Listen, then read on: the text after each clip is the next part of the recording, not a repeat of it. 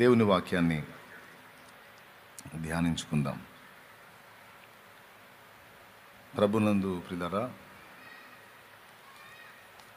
ఎంతమంది హ్యాపీగా ఉన్నారు?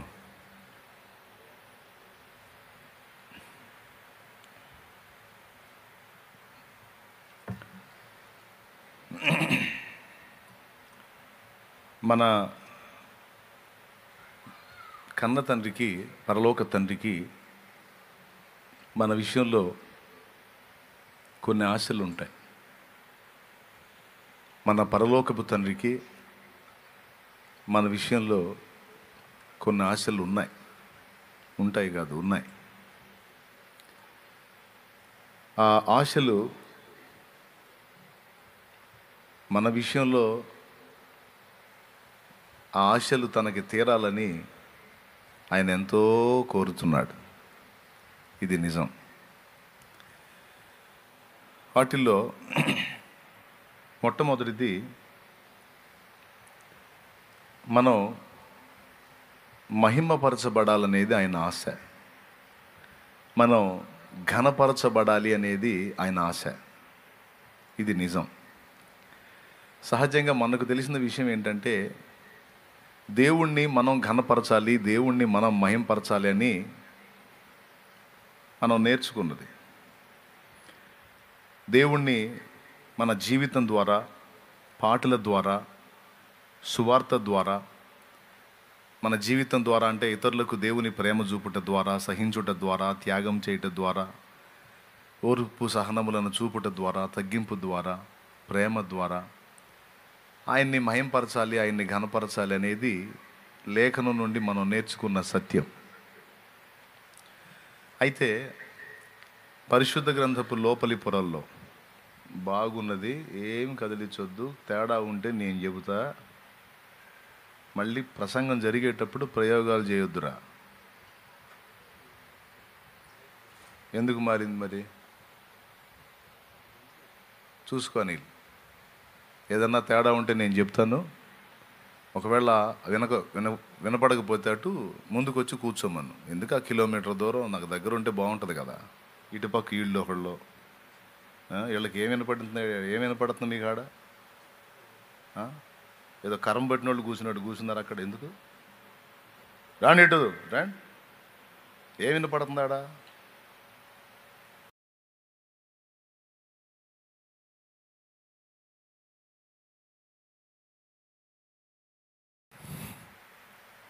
తొందర రండి. మళ్ళీ అక్కడక్కడే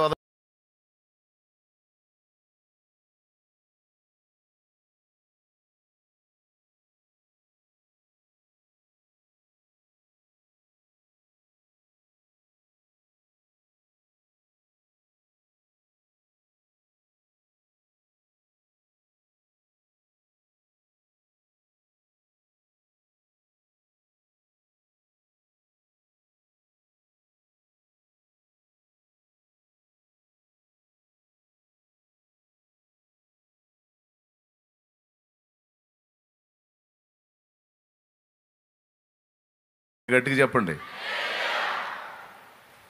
వాళ్ళు కూర్చుంటారు ప్రశాంతంగా ఎక్కడోళ్ళు అక్కడ. ఏం చెప్తా ఆపాను? బాగుంది, ఇంకేం కదిలించొద్దు. వినపండోళ్ళు ముందుకు వస్తారు, వదిలే. రైట్. వాక్యం కావాలనుకున్న వాళ్ళు ముందుగా వచ్చి చక్కగా స్పీకర్లు వినపడ్డ దగ్గర కూర్చుంటాను. నేనైతే అంతే కూర్చుంటాను. నేను మనిషిని చూడాలా, సౌండ్ వినపడాలా. అది స్క్రీన్ అయినా సరే, స్క్రీన్ ఎదురు కూర్చుంటాను. నేను ఏడో ధరని కూర్చొని, అంటే ఇక అవకాశం లేకపోతే ఎక్కడో చోట కూర్చొని కాన్సన్ట్రేషన్ ఆ వినపడే వాయిస్ మీద పెడతాను. కానీ చాలా ఆశతో కూర్చుంటాను. ఏంటి? దేవుని మాటలు వినాలని. ఎందుకంటే అయ్యే మనకు ప్రాణం పోసేది. ఆ మాటలే మనకి జీవాన్ని ఇచ్చేది. దేవుని మాటలు. ఏదో వచ్చాను, కూర్చున్నాను, పోయాను అనిపించుకోవటం ఇష్టం ఉంటుంది నాకు. అదే దరిద్రపు అనేది. ఎందుకు? ఏదో పేరుకే పోయినట్టు వచ్చినట్టు నచ్చదు నాకు అట్లా. అవకాశం ఉంటే సమీపంలో కూర్చొని దైవజనుడి ఫేస్ చూస్తా, ఆ వాక్యం వినాలనేది ఆశ. నేను ఆ పనే చేస్తా. అవకాశం దొరికితే మాత్రం దగ్గర కూర్చుంటా. ఒక్కోసారి పోయేటప్పుడు లేట్ అయితే ఆడో శివరేస్తారు, ఆడే కూర్చొని ఇక వాక్యం వింటా. స్పీకర్కి అందుబాటులో కూర్చుంటాను బాగా చక్కగా వినపడాలని.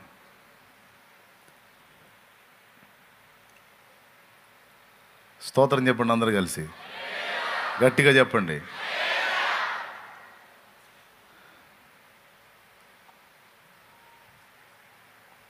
మనం నేర్చుకున్నది దేవుణ్ణి మనం ఘనపరచాలి, దేవుణ్ణి మనం మహింపరచాలి అనే జనుల మధ్యలో.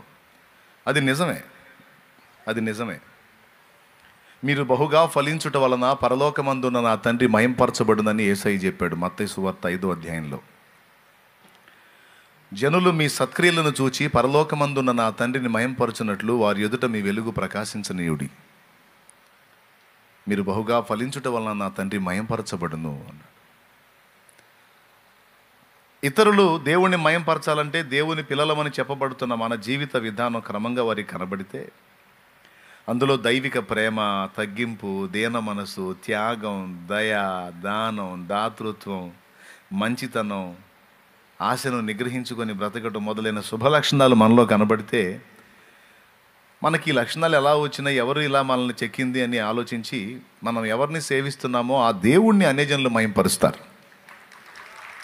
నిజంగా ఆ దేవుని బట్టే నీకు ఇంత మంచి లక్షణాలు అబ్బినాయి అమ్మా, అబ్బినాయి అయ్యా అని మనల్ని బట్టి దేవుణ్ణి గణపరుస్తారు. అది దేవుణ్ణి మహింపరచటం అంటే. అయితే మన కోరిక అది, మనం మన సమస్త విషయాల ద్వారా దేవుణ్ణి మహింపరచాలనేది మన కోరిక. ఒక సత్క్రైస్తవుడి కోరిక, ఒక యథార్థమైన భక్తిపరుడి కోరిక అదే అయి ఉంటుంది. ఏమై ఉంటుంది? నేను ఏ విధం చేతనైనా నా దేవుణ్ణి మహింపరచాలి. ఎందుకంటే నువ్వు ఆయన్ని ప్రేమిస్తున్నావు, దేవుణ్ణి ప్రేమిస్తున్నావు. ప్రేమించినప్పుడు ఖచ్చితంగా ఆ ప్రేమలో కొన్ని లక్షణాలు ఉంటాయి. ఏంటంటే, మనం ఎవరినైతే ప్రేమిస్తామో వాళ్ళకి ఏ ఇబ్బంది కలగకుండా చూసుకోవాలనుకుంటాం. రెండవది, వాళ్ళని ప్రస్తుతిస్తాం, ప్రశంసిస్తాం. మూడవది, వారి గురించి అందరూ మంచిగా అనుకోవాలని కోరుకుంటాం. మనం ప్రేమించే వారిని గురించి నలుగురు, ఇప్పుడు షాలేం రాజు అన్న అంటే మీకు అభిమానం ఉంది, నన్ను గురించి జనం నలుగురు మంచిగా అనుకోవాలని కోరుకుంటారా, బాగా తిట్టాలని కోరుకుంటారా? మంచిగా అనుకోవాలని కోరుకుంటారు, తిట్టాలని ఎందుకు కోరుకుంటారు కదా? ఒకవేళ ఎవడన్నా నన్ను తిడితే కూడా మీ మనసు గాయపడిపోద్ది. వాడు అందుబాటులో దొరికితే తలా ఒక తన్ను దన్నాలనిపించింది. అవునా? ఎందుకు? మీరు నన్ను ప్రేమిస్తున్నారు కాబట్టి. సో మీకు ఏదైనా ఛాన్స్ వస్తే నా గురించి 10 మందికి మంచిగానే చెప్తారు, ఎందుకంటే మీరు నన్ను ప్రేమిస్తున్నారు కాబట్టి. నా గురించి ఒక శుభకరమైన విషయాలే మీరు 10 మందికి పంచుకుంటారు. ఎందుకు? అలా ఇతరులకు చెప్పి తద్వారా నన్ను ఘనపరచాలనేది మీ అభిలాష, ఎందుకంటే మీరు నన్ను ప్రేమిస్తున్నారు కాబట్టి. అంటే మాట వరుసగా చెప్పాను సుమా, ఏమో నిజంగా ప్రేమిస్తున్నారో ఏడిసేవాళ్ళు అనుకుంటున్నారు, నాకేం తెలుసు, చెబుతున్నాను మాట వరుస. అయితే ఇట్లాగా మనం దేవుణ్ణి ప్రేమిస్తున్నాం కనుక మనం ఏం చేసి కూడా ఆయన్ని మయంపరచాలని మన హృదయం కోరుకుంటూ ఉంటుంది ఎప్పుడు. ఒక వ్యక్తికి మనం దానం చేసినప్పుడు లేదా ఒక వ్యక్తికి ప్రేమ చూపినప్పుడు ఆ ప్రేమ పొందిన వ్యక్తి దేవుణ్ణి మయంపరచాలని అనుకుంటాం. ఒకవేళ ఆ వ్యక్తి మనల్ని గనపరిస్తే వెంటనే మనం ఆయనకు ఆపాదిస్తాం. బా అయ్యా ఎంత మంచి బుద్ధి, చాలామందిని చూశాను కానీ ఇలాంటి మంచోడిని చూడలేదయ్యా నేను అని ఎవరైనా నిన్నంటే వెంటనే ఏంటనుకుంటున్నావు మరి అని నువ్వు అనవు. ఎందుకంటే నువ్వు దేవుణ్ణి ప్రేమించే వ్యక్తివి. వెంటనే ఆ మహిమని దేవునికి ఆపాదిస్తావు. ఏమంటావు? నేను మామూలుగా అందరిలాంటి అమ్మా, అందరిలాంటి అయ్యా, కానీ నాకు ఈ మంచి బుద్ధి ఏదన్నా ఉంది అంటే అది యేసయ్య వల్ల కలిగింది, అది నా పరలోక తండ్రి వల్ల కలిగింది. ఇదంతా దేవుని దయ. ఇదంతా ఎవరి దయ? దేవుని దయ. దేవుడు ఆయన కృపతో నాకు అనుగ్రహించిన ధన్యత, అంతే తప్ప నాదేం లేదు. అప్పుడు ఈ మహిమ ఎక్కడికి పోతుంది? అట్లాగా ఏ కొంచెం ఛాన్స్ వచ్చినా తడుముకోకుండా నువ్వు చేసే పని ఏంటంటే, జనం నిన్ను ఘనపరిస్తే వెంటనే నువ్వు దాన్ని దేవుడికి ఆపాదించాలి. మనం స్వీకరించకూడదు, అది దేవునిది. నువ్వు నిజంగా దేవుణ్ణి ప్రేమించే వ్యక్తివి కనుక నీకు చెప్పే పనే లేదు. ఎవరు ఏ విధంగా నిన్ను మెచ్చుకున్నా సరే, బా ఎంత బాగా మాట్లాడావు దేవుని మాటలు, నిజంగా బాగుంది అంటే ఆయనది, నాది కాదు. అబ్బా ఎంత బాగా పాడావు దేవుని పాట, అబ్బో నాది కాదు. ఆ స్వరం ఇచ్చింది, ఆ జ్ఞానం ఇచ్చింది ఆయనకే మహిమ. Praise the lord. అట్లాగా దేవుణ్ణి ప్రేమించే వ్యక్తి తనకి ఏది వచ్చినా సరే ముందు దేవుణ్ణి ఆపాదిస్తాడు, దేవునికి ఆపాదిస్తాడు, దేవుని గుర్తు చేసుకుంటాడు, దేవుని గనపరుచుకుంటాడు, దేవుని మయంపరుచుకుంటాడు. తన ప్రార్థన అదే ఉంటుంది, తన హృదయంలో తీవ్రమైన కోరిక కూడా అదే ఉంటుంది. దేవుణ్ణి మయంపరచాలి, దేవుణ్ణి గనపరచాలి, దేవుణ్ణి కీర్తించాలి, అందరూ నన్ను బట్టి దేవుణ్ణే కనెక్ట్ అవ్వాలి అని దేవుణ్ణి ప్రేమించే గుండె అలా కొట్టుకుంటుంది. ఇప్పుడు ఇన్ని ఆకర్షణలు, ఇన్ని ప్రతికూలతలు నిండినటువంటి ఈ ప్రపంచంలో ఉండి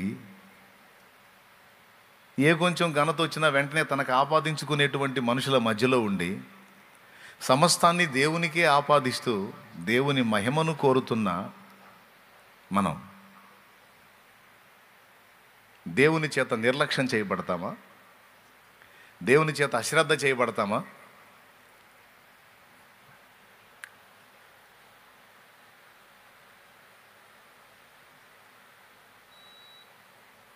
రైట్, థ్యాంక్ యూ. ఈరోజు దీని మనసు బాగున్నట్టుంది, ఈరోజు దీని మనసు బాగా లాగిపోయింది. సరే, ఇక్కడ 2 ఉండేలేండి, నాకు కొంచెం గాలి వచ్చేటట్టు పెట్టారు.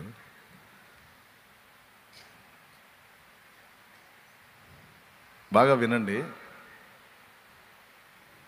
మనం ఆయన్ని ప్రేమిస్తున్నాం కాబట్టి ఏది వచ్చినా, ఏ చిన్న అవకాశం వచ్చినా కూడా ఆయన్ని మయంపరచాలని ఇంతగా మనం కోరుకుంటున్నప్పుడు దేవుడు మనల్ని నిర్లక్ష్యపరుస్తాడా, అశ్రద్ధ చేస్తాడా? పొర్రపాటును కూడా చెయ్యడు. ఇంకా చెప్పాలంటే మనకంటే ఎక్కువగా మనమేమో ఆయన్ని మయంపరచాలని, ఆయన్ని ప్రేమించి ఆయన్ని మయంపరచాలని, ఆయన్ని గనపరచాలని మనం వెతుక్కుంటా ఉంటే ఆయన మనసు చూడు, ఆయన బుద్ధి చూడు. ఆయన తన మహిమను వెతకడట, ఆయన పిల్లలైన మన మహిమను వెతుకుతాడట. దేవునికి మహిమ. ఆయన తన ఘనతను పట్టించుకోడట, తన పిల్లలను ఘనపరచాలని ఇష్టపడతాడట. నాకేం తెలుసు, బైబిల్లో ఉంది, నన్ను ఘనపరచువారిని నేను ఘనపరుస్తానని లేదు. సరే, అది పక్కన పెట్టు. రోమాపత్రిక 8వ అధ్యాయము 29వ వచనంలో తన కుమారుడు అనేక సహోదరులలో జ్యేష్ఠుడగునట్లు దేవుడు ఎవరిని ముందుగా ఎరిగెనో వారు తన కుమారునితో సారూప్యము గలవారగునట్లు వారిని ముందుగా నిర్ణయించెను. మరియు ఎవరిని ముందుగా నిర్ణయించనో వారిని పిలిచెను, ఎవరిని పిలిచెనో వారిని నీతిమంతులుగా తీర్చెను, ఎవరిని నీతిమంతులుగా తీర్చెనో వారిని మహిమపరిచెను. ఆ మాటని మీరు ఎప్పుడైనా ఆలోచించారా? వారిని మహిమపరచెను అని ఉంది. ఎవరిని నీతిమంతులుగా తీర్చాడో వారిని మహిమపరిచాడట. మమ్మల్ని మహిమపరచడం ఏంటి ప్రభువా? మేమంతా కలిసి నిన్ను మహిమపరచాలి, కానీ నువ్వు మా మహిమను వెతకటం ఏమిటి? నువ్వు మా ఘనతను వెతకటం ఏమిటి? ప్రియులారా, ఇప్పుడు మీరు 2 వచనాలు చదివారు. ఒకటి మత్తయి సువార్త 5వ అధ్యాయము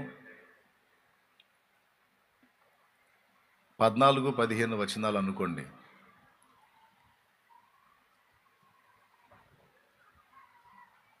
మీరు లోకమునకు వెలుగై ఉన్నారు, కొండ మీద నుండి పట్టణం మరుగండి. 16వ వచనం చూడు. మనుషులు మీ సత్క్రియలను చూచి పరలోకమందున్న మీ తండ్రిని మహిమపరచునట్లు వారి ఎదుట మీ వెలుగు ప్రకాశింపనీయుడి. ఈ సత్క్రియలు మన ప్రయాసంతా ఎవరిని మహిమపరచడానికి? దేవుణ్ణి మహిమపరచడానికి. దేన్ని బట్టి? ప్రేమను బట్టి. మనం ఆయన్ని లవ్ చేస్తున్నాం. ఎవరిని? దేవుణ్ణి లవ్ చేస్తున్నాం, దేవుణ్ణి ప్రేమిస్తున్నాం. కాబట్టి ఆ ప్రేమను బట్టి మనం మన మహిమను పట్టించుకోం. మనకి ఎవడన్నా మహిమ ఇచ్చినా కూడా ఆ మహిమ తీసుకెళ్ళి ఆయనకి ఇస్తాం. నాదేముందయ్యా ఒట్టి సుంఠాని, ఆయన నన్ను ఇలా చేసింది, నేను ఏదన్నా కలిగి ఉన్నా అంటే అదంతా నా తండ్రి దయా అని తీసుకెళ్ళి ఆయనకు ఆపాదిస్తాం. సరే, మనం ఎలా ఉంటే ఆయన ఎలా ఉన్నాడు అన్న మాటకి ఇప్పుడు మీరు చూశారు. ఆయన మనల్ని మయంపరచాలని చూస్తున్నాడు. ఇది ప్రేమలో ఉన్న శుభలక్షణం.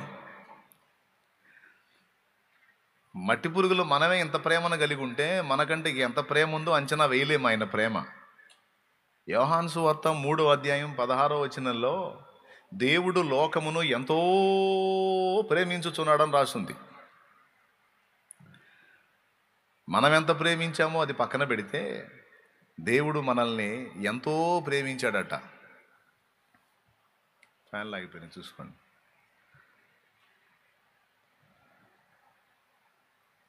స్తోత్రం చెప్పండి, గట్టిగా చెప్పండి. మరి వాడేం చేస్తున్నాడు? అరే నువ్వు దాన్ని పట్టుకుని అతుక్కున్నావో లేకపోతే స్విచ్ చేస్తున్నావో నాకు అర్థం కాల, టెన్షన్ వచ్చిందిరా బాబా. ఎవరు లేరంటారా పెద్దోళ్ళు?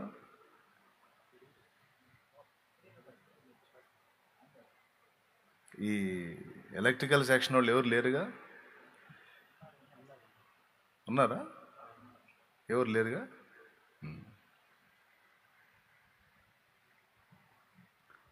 కూర్చున్న వాళ్ళు ఎవరైనా ఈ కరెంటు పని వచ్చిన వాళ్ళు, ఎలక్ట్రికల్ సెక్షన్ తెలిసిన వాళ్ళు ఎవరన్నా ఉంటే కొద్దిగా చూడండి. మా వాళ్ళు రారులే.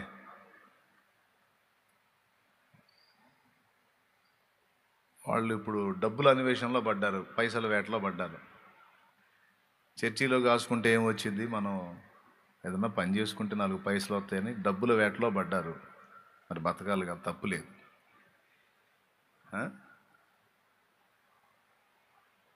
10 మంది విద్యుత్ పరిచారకులు ఉన్నారనుకో, డ్యూటీలు వేసుకోవచ్చు.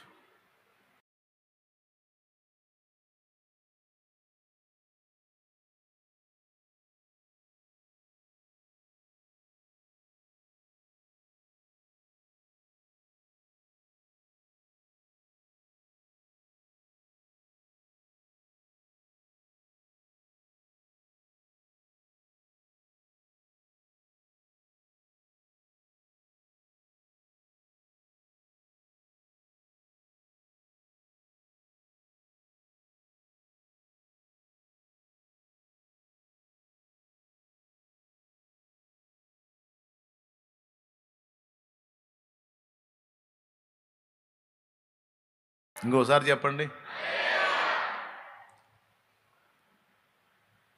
చదవబడిన ఈ వచనాల్లో నుండి పరిశుద్ధాత్మ దేవుడు మనతో మాట్లాడునుగాక. ఈ ఉపదేశాన్ని అడ్డగింపు చూసే దుష్టశక్తులను నా తండ్రి యేసు నామములో బంధించునుగాక. ఆయన తన స్వరమును మనకు వినిపించుగాక. ఆమెన్. రైట్.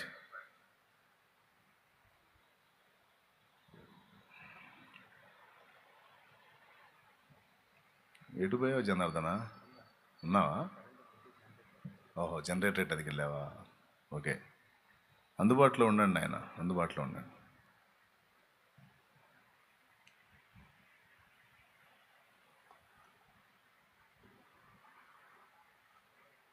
దేవుని కోరిక ఏంటి అనేది కూడా మనం తెలుసుకున్నాం. దేవుడి కోరిక ఏంటంటే, అరే మీరందరూ కలిసి నన్ను మయంపరచాలి అబ్బాయి, అమ్మా మీరందరూ కలిసి నన్ను మయంపరచాలి, మీరు నన్ను మయంపరుస్తూ ఉంటే నేను మయం పొందుతూ ఉంటాను, అది సంగతి అని అనేవాడు కాదు ఆయన.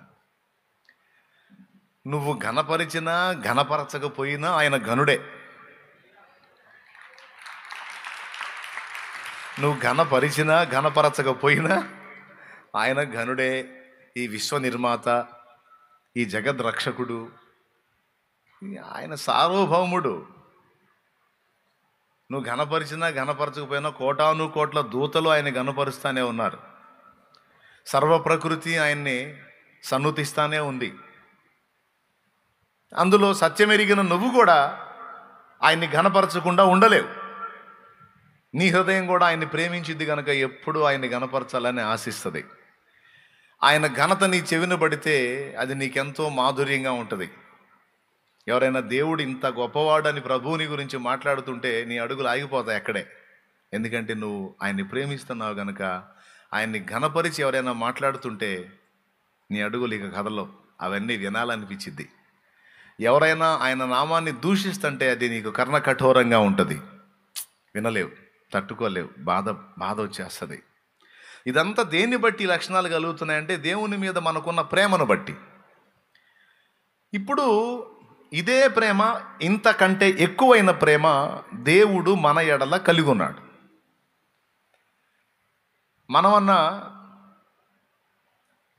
మనమన్నా అప్పుడప్పుడు రుజువు చేస్తాము, కొన్ని సందర్భాల్లో దేవుడైతే ఎల్లప్పుడూ మన ఎడల తన ప్రేమను రుజువు చేస్తానే ఉన్నాడు.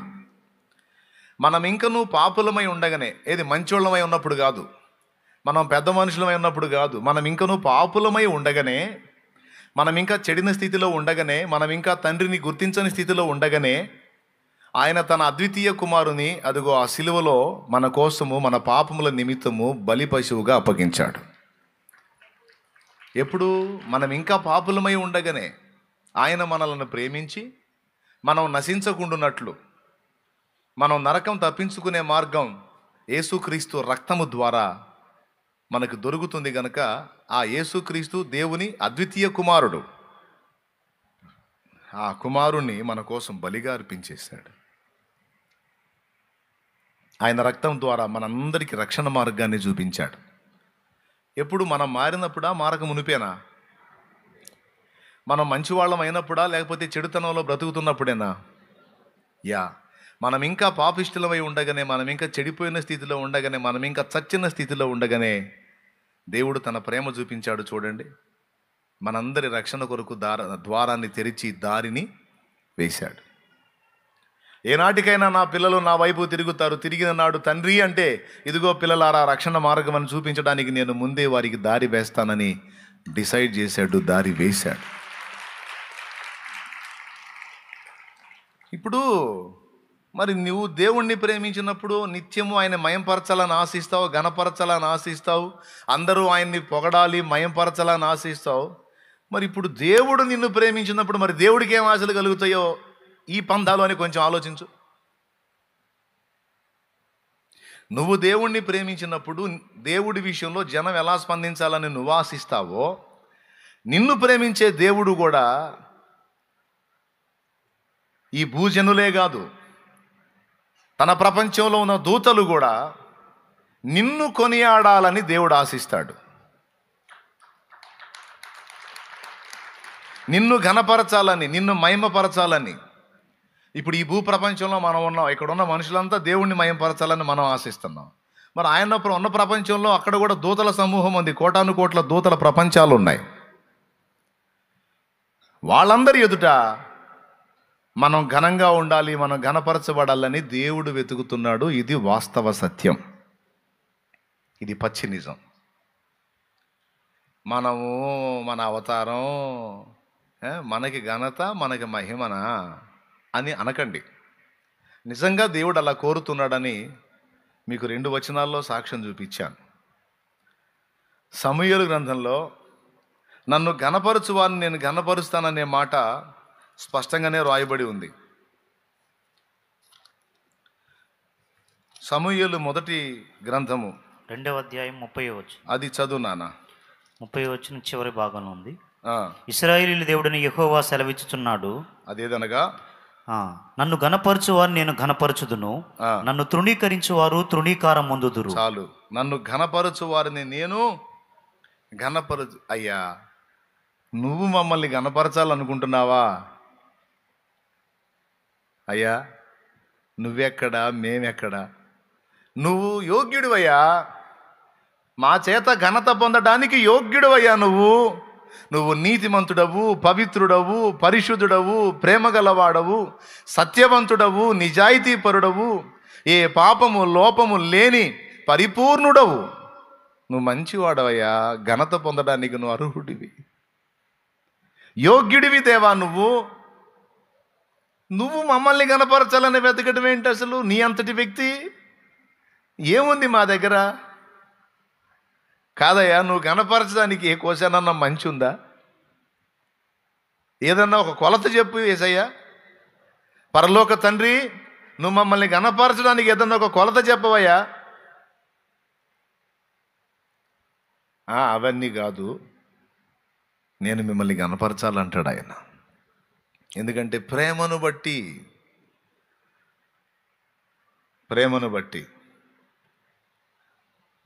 ఇది వాస్తవమే. మన గురించి పరలోకంలో సంభాషణ జరిగిద్ది అంటే మీరు నమ్మగలరా? నిజం అది కూడా. మరి మన గురించి పరలోకంలో సంభాషణ జరిగిద్ది అంటే నమ్మగలరా? నమ్మలేరు, కానీ నమ్మాలి. పనికిమాలిన ఆహాబు గురించే సంభాషణ జరిగినప్పుడు నీ గురించి నా గురించి జరగదా? ఏమండి ఒకరోజు చెప్పండి. అహాబు రామోద్గిలాదు మీదికి యుద్ధానికి పోవున్నట్లు అతడిని ఎవరు ప్రేరేపిస్తారు అని పెద్ద మీటింగే పెట్టాడు పరలోకంలో. పరలోక సైన్య సమూహము తండ్రి సింహాసనం చుట్టూ సమకూడి కొందరు ఇలాగున కొందరు అలాగున చెబితే ఒక ఆత్మ ఆయన ఎదుటికి వచ్చి, అహాబు రామోద్గిలాదు మీదికి యుద్ధానికి పోవున్నట్లు నేను అతన్ని ప్రేరేపించేదను అన్నాడు. ఎలా ప్రేరేపిస్తావని అడిగితే,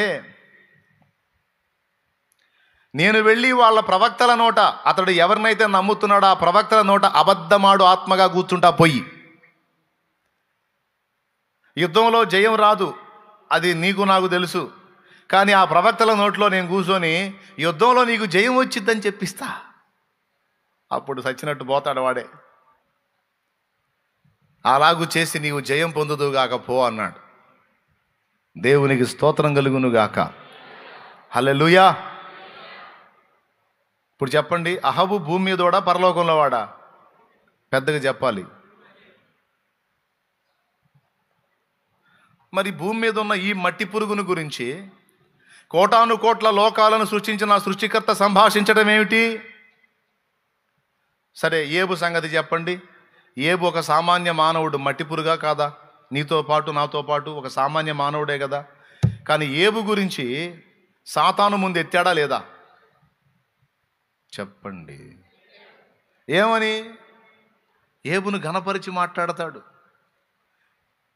అతడు న్యాయవర్తనుడును యథార్థవంతుడును యెహోవా యందు భయభక్తులు కలిగి చెడుతనం విసర్జించిన వాడును అయి ఉన్నాడు. భూమి మీద అలాంటి వాడు ఇంకొకడు. అంత పెద్ద దేవుడు ఈ చిన్న ఏబుని గురించి మాట్లాడటం ఏమిటి? సరే, వదిలేసేయండి. దానియేలు మనుషుడా కాదా? మట్టిపురుగా కాదా? నీలాంటి నాలాంటి వ్యక్తే కదా. కానీ దానియేలు గురించి గాబ్రియేలుతో మాట్లాడుతున్నాడు. గాబ్రియేలు వెళ్ళు, నాకు బహుప్రియుడైన దానియేలు అదుగో సాష్టాంగపడున్నాడు. తన ప్రార్థనకు జవాబివ్వమని నా దాసుడు కోరుతున్నాడు. దానియేలు అంటే నాకు బహుప్రియుడు, తెలుసు కదా నీకు. పోయి ఆ దర్శన భావం నా దాసుడైన దానియేలుకు, బహుప్రియుడైన దానియేలుకు బయలుపరచవయా పో అని గాబ్రియేలుని పంపించాడు. ఎవరిని గురించి మాట్లాడుతున్నాడు అక్కడ? దానియేలుని గురించి. యెహోవా యందు భయభక్తులు గలవారు ఒకరితోనొకరు మాట్లాడుకొనుచుండగా ఆయన చెవియొగ్గి ఆలకించెను అని రాస్తుంది. అంతేకాదు, ఆయన సముఖమున జ్ఞాపకార్థముగా ఒక గ్రంథము కూడా రాయబడుతుంది అన్నాడు. దేవుని ప్రేమించేటువంటి భక్తిపరులు ఒకరితో ఒకళ్ళు దేవుని గురించి మాట్లాడుకుంటుంటే దేవుడు విని ఆ మాటలను గ్రంథస్థం చేయిస్తాడట. ఎందుకంటే మాట్లాడుకుంటున్న వాళ్ళు సామాన్యులు కాదు, మనోనేత్రాలు వెలిగించబడిన వాళ్ళు, భూమి మీద దేవుని పిల్లలు. దేవునికి మహిమ. ఇంకా చాలా ఉన్నాయి. మళ్ళీ గాబ్రియేలుకే చెప్పి పంపిస్తాడు మరియమ్మకు సువర్తమానం అందించమని. మళ్ళా గాబ్రియేలుకే చెప్పి పంపిస్తాడు జకర్యాకి బాప్తిస్మం ఇచ్చి యోహాన్ అనే కొడుకు పుడతాడు, చెప్పవయా పోయి అని. ఇంత మనుషులతోనే డీల్ చేస్తున్నాడు అన్ని విషయాలు. యేసు పుట్టినప్పుడు దూతకు చెప్పాడు పోయి గొర్రెల కాపర్లకు తెలియజేయమని. ఇవన్నీ మనకు తెలిసినయే. ఇదంతా మనుషుల గురించి పరలోకంలో డిస్కషన్ జరుగుతుంది. మనుషుల గురించి అంటే నిన్ను గురించి, నన్ను గురించి అక్కడ మాట్లాడుకుంటున్నారు. ఇది నమ్మాలండి, ముమ్మాటికి నమ్మాలి, ఇది వాస్తవం. ఇంకా చెప్పాలంటే మారు మనసు అక్కరలేని 99 నీతిమంతుల విషయమే కలుగు సంతోషం కంటే మారు మనసు పొందే ఒక్క పాపి విషయమై పరలోకంలో ఎక్కువ సంతోషం కలుగుందని యేసయ్య చెప్పాడు. అంటే భూమి మీద ఒక పాపాత్ముడు లేక పాపాత్మురాలు మారు మనసు పొంది తండ్రి వైపు తిరిగితే, దూతలారా సంతోషించి ఆనందించండి, ఈరోజు భూమి మీద ఉన్న నా పిల్లలలో ఒక బిడ్డ నన్ను తెలుసుకొని నా వైపు తిరిగాడు, నా వైపు తిరిగింది అని అక్కడ పండగ ప్రకటిస్తాడట. సంతోషించండి, ఇంకా ఎప్పటికంటే ఎక్కువ సంతోషించండి అని చెప్తాడట. తప్పిపోయిన కుమారుడు తిరిగి వస్తే తండ్రి ఏం చేశాడండి? పట్టుకొని 4 బాదాడా? క్రొవ్విన దూడను వధించండి, సంతోషించండి, పనులాపేసేయండి ఈరోజు అందరి డ్యూటీలకి సెలవు. ఎందుకంటే తప్పిపోయిన నా కుమారుడు తిరిగి వచ్చాడు, చనిపోయాడు అనుకున్న నా కుమారుడు తిరిగి బ్రతికాడు. ఈరోజు పనులన్నీ బ్రేక్. సంతోషించండి, ఆనందించండి అని తప్పిపోయిన కుమారుడు తిరిగి వచ్చినప్పుడు తండ్రి పండగ చేసినట్టు భూమి మీద చూడండి ఒక్కసారి లూకాసు వార్త 15:7. అటువలే మారు మనసు అక్కలని 99 నీతిమంతుల విషయమై కలుగు సంతోషము కంటే మారు మనసు పొందు ఒక పాపి విషయమై పరలోకమందు ఎక్కువ సంతోషము కలుగును. ఎవరు చెప్పారు ఈ మాట? సాక్షాత్తు యేసయ్య. దీన్ని బట్టి మీ అందరికీ ఏమర్థం కావాలంటే, మన గురించి దేవుడు దూతలతో మాట్లాడుతున్నాడు. మన గురించి దేవుడు అక్కడ సంభాషణలు జరుపుతున్నాడు. కానీ మన విషయంలో మనకున్న ఫీలింగ్ ఏంటో మనకు తెలుసు. మన విషయంలో మనకున్న ఫీలింగ్ ఏంటంటే, నేను ఒక వేస్ట్ గాడిని, నేను ఒక వేస్ట్ గత్తెని, నాది ఒక బతుకేనా, నా గురించి ఆలోచించే వాళ్ళు ఎవరన్నా ఉన్నారా, అసలు నా గురించి బాధపడేవాళ్ళు కనీసం అయ్యో అనేవాళ్ళు ఎవరన్నా ఉన్నారా, నా బతుకు ఎందుకు బతకాలి, ఇది ఒక దరిద్రపు జీవితం, ఎవరి ప్రేమకు నోచుకొని దిక్కుమాలిన జీవితం, ఎప్పుడూ అగచాట్ల మారి జీవితం, సుఖము సంతోషం ఆనందం లేని పనికి మాలిన పాపిష్టి జీవితం, ఏందో ఈ బతుకు, అందరికీ అందరూ ఉన్నారు, నాకే ఎవరు, అందరిని అర్థం చేసుకుంటున్నారు, నన్ను ఎవడో. ఇదంతా మన ఏడుపు. అవునా కాదా? కాదా? మరి ఇప్పుడు ముందు చెప్పిన మాటలను బట్టి ఇప్పుడు ఏమంటావు? మరి ముందు చెప్పిన మాటలను బట్టి ఏమంటావమ్మా? ఎవరు నీ గురించి ఆలోచించరా, ఎవరు నీ గురించి చింతించరా, ఎవరు నీ గురించి పట్టించుకోరా, ఎవరు నిన్ను ప్రేమించరా, ఎవరు నిన్ను అర్థం చేసుకోరా. అయ్యయ్యయ్యో, నిన్ను ప్రేమించి నీ కోసం తన ప్రియమైన కుమారుని బలి ఇచ్చిన పరలోకపు తండ్రి నీ కోసం అక్కడుండి చూస్తున్నాడు నిన్ను.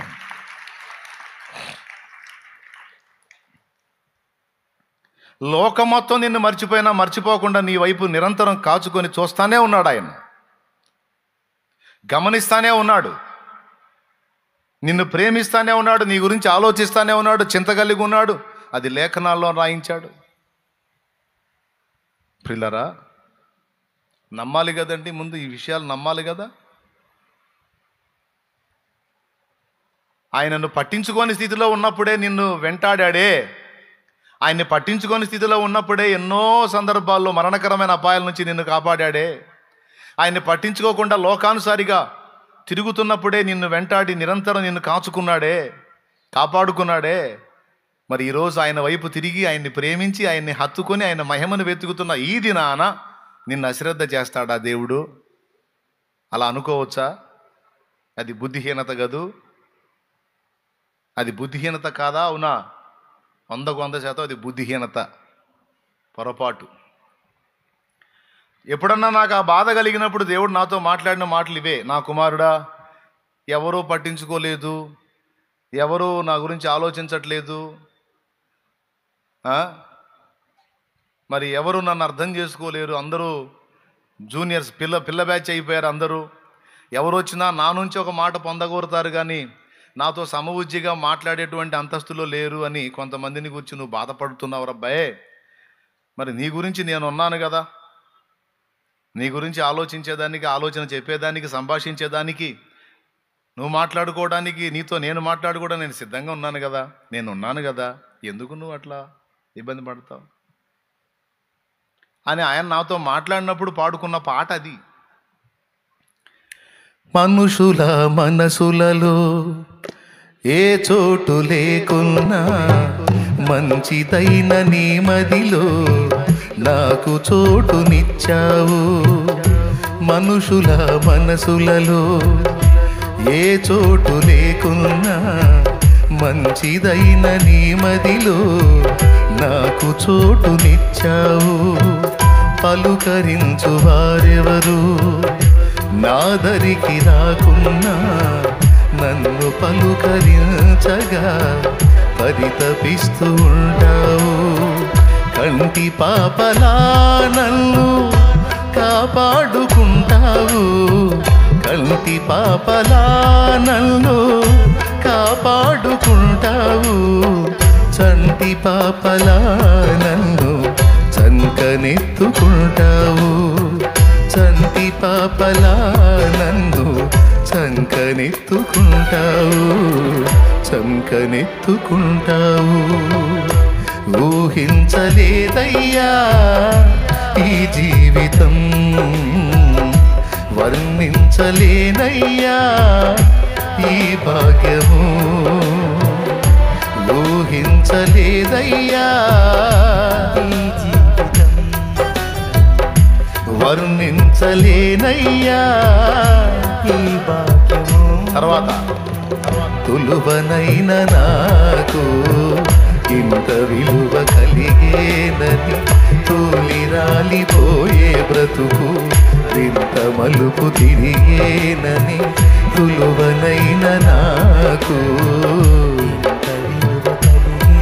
ఏ విలువ, ఏ విలువ కలిగింది నీకు? ఏ విలువ కలిగింది? నీకేమన్నా కిరీటం పెట్టారా? లేకపోతే దేశం అంతా నీ గురించి ఏమన్నా మాట్లాడుకుంటున్నారా? కొన్ని రాష్ట్రం అన్నా మాట్లాడుకుంటున్నారా నీ గురించి? వదిలేసే జిల్లా అన్నా మాట్లాడుకుంటున్నారు నీ గురించి? వదిలేసే మీ ఊరన్నా మాట్లాడుకుంటుందా నీ గురించి? మీ బజారు? మరి ఎంత విలువ కలిగేనని పాడుతున్నావు ఎగిరి. ఏం విలువ కలిగింది చెప్పు? అంటే నువ్వు పాడుతున్నావు కదా అందుకని మేము కూడా పాడుతున్నాం. అంతేనా? నేను పాడాను కదా అందుకని పాడారా? నేనెందుకు పాడాను చెప్పనా? నాకేదో మీరందరూ గుర్తించారని విలువ కలిగిందని కాదు. మనుషులు ఇచ్చే విలువ ఎన్ని రోజులు ఉంటుందండి? మనుషులు పెట్టే కిరీటం ఎన్ని రోజులు ఉంటుంది? వాళ్ళ మనసుకు నేను నచ్చినంత వరకు నా నెత్తిన కిరీటం అంతే పెడతారు. చిరాకు పుట్టిందనుకో కిరీటం లాక్కొని సంకలో పెట్టుకొని పోతారు. జనాలు ఇచ్చే కిరీటం బుస్సని నాకు ఎప్పుడో తెలుసు. దేవునికి స్తోత్రం. దాన్ని నేను అంగీకరించను. అర్థమైందా? ఇది కాదులే కానీ తొలువనైన నాకు ఇంత విలువ. ఏంటా విలువ అంటే?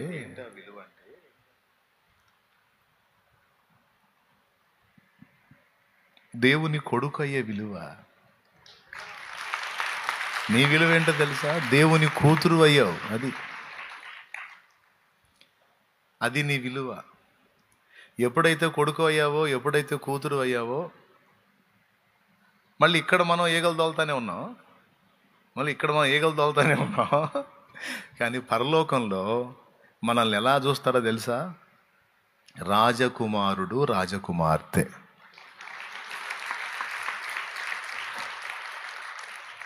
అది విలువ. ఇది ఎరిగే భక్తులు అప్పుడే పాటలు పాడుకున్నారు. తను బలిపేట్టెను మాయన్న, తప్పుల్ విడగొట్టెను మా తండ్రి.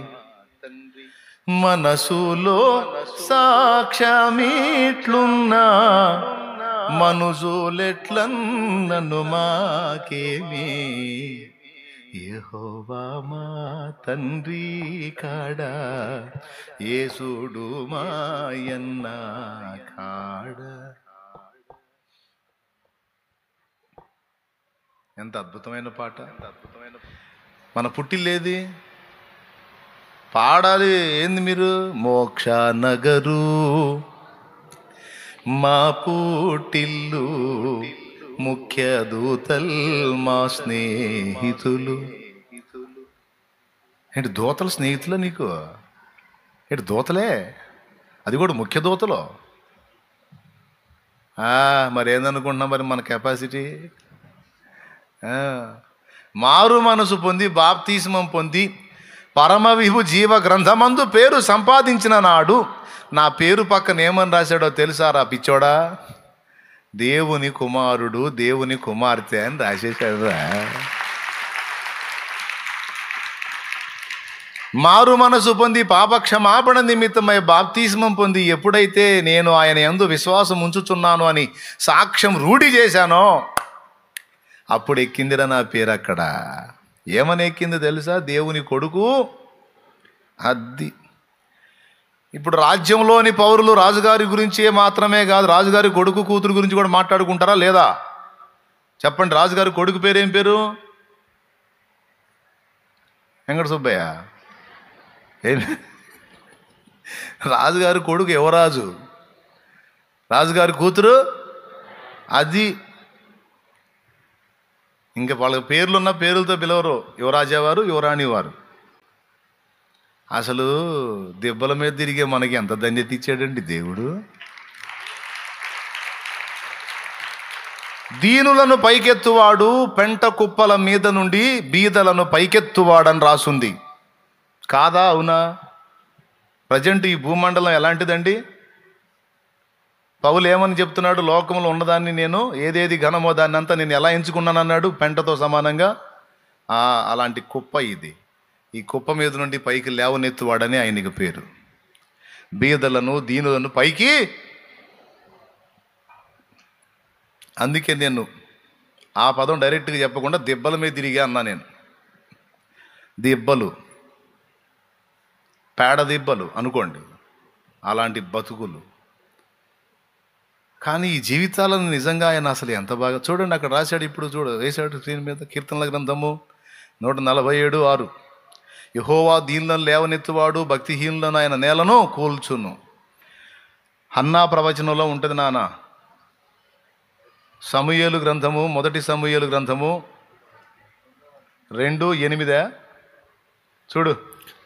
దరిద్రులను అధికారులతో కూర్చుండబెట్టుటకును, మహిమగల సింహాసనమును స్వతంత్రింపజేయుటకును వారిని మంటిలో నుండి ఎత్తువాడు ఆయనే. లేమిగల వారిని పెంటకుప్ప మీద నుండి లేవనెత్తువాడు ఆయనే. భూమి యొక్క స్తంభములు యెహోవా వశము, లోకమును ఆయన వాటి మీద నిలిపి ఉన్నాడు. అది ఎక్కడి నుంచి లేపుతున్నాడో చూడు. అది మన బతుకులు. కానీ అలాంటి జీవితాలను గురించి ఎక్కడ కనపరుస్తున్నాడు? పరలోకంలో దూతలు. మరి దూతలు అక్కడ మనల్ని ఏమని మాట్లాడుకుంటున్నారో తెలుసా?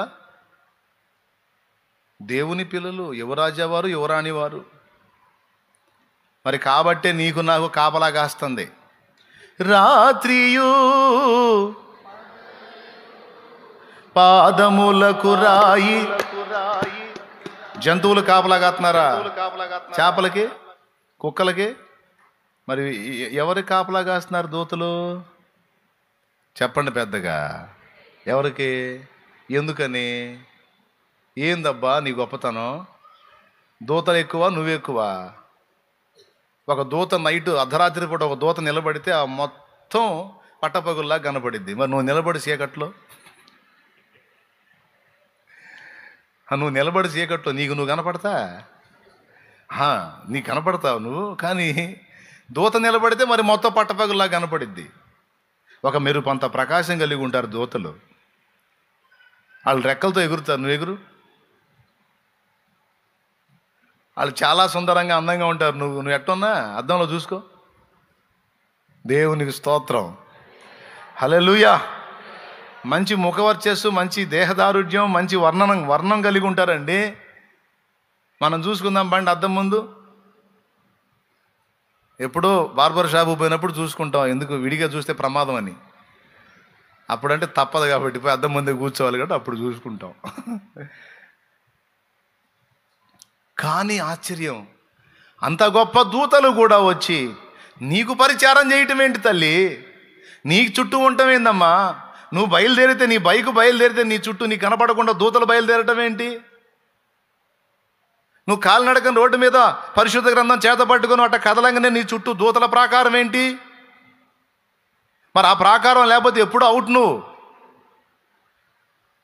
ఎందుకంటే నువ్వు దేవుడి కొడుకువి, కూతురివి అయినందున, కుమార్తెవి, కుమారుడు అయినందున నీకు ఆధిక్యత ఎంత లభించిందో ప్రమాదం కూడా అంతే వచ్చింది. ప్రమాదం ఏంటంటే శత్రువుకి ఈర్ష్య కలిగింది నీ మీద. బాబా ఉచితంగా కొట్టేశారు కదరా. కేవలం విశ్వసించుట ద్వారా ఎగ్దం సింహాసనాన్ని కొట్టేశారు కదరా. ఆయన కొడుకు కూతురై ఆధిక్యతను కొట్టేశారు కదరా. మిమ్మల్ని జారనిస్తాను అక్కడికి పొరపాటును కూడా అని మనల్ని ఎనీ టైం దెబ్బ కొట్టడానికి, ప్రాణమైన తీయడానికి శత్రువు నిరంతరం ఆవరించినందుననే దూతల కాపుదల మనకు ఏర్పరిచాడు దేవుడు. ఎందుకు? వారు నా పిల్లలు అయ్యారు, ఫలానా వాడు నా కుమారుడు అయ్యాడు, ఫలానా అమ్మాయి బాప్తిస్మం పొంది నా కుమార్తె అయింది, వారి జన్మ కర్మ పాపాలు కడుక్కున్నారు, నా యందు విశ్వాసం ఉంచారు, విశ్వాసమును బట్టి నా కుమారుడు కుమార్తె. యోహాను సువార్త 1వ అధ్యాయము 12వ వచనం, తన్ను ఎందరు అంగీకరించిరో. చూడండి ఒక్కసారి, యోహాను సువార్త 1వ అధ్యాయము 12వ వచనం. తన్ను ఎందరు అంగీకరించిరో వారందరికీ, అనగా 1:12 తీసావా? చూడు, అనగా తన నామమునందు విశ్వాసం ఉంచిన వారికి దేవుని పిల్లలగుటకు ఆయన అధికారం అనుగ్రహించారు. అది సంగతి. ఆయన యందు విశ్వాసం ఉంచుట అంటే మారు మనసు పొంది పాప క్షమాపణ నిమిత్తం బాప్తిస్మం పొంది దేవుని వారగుట.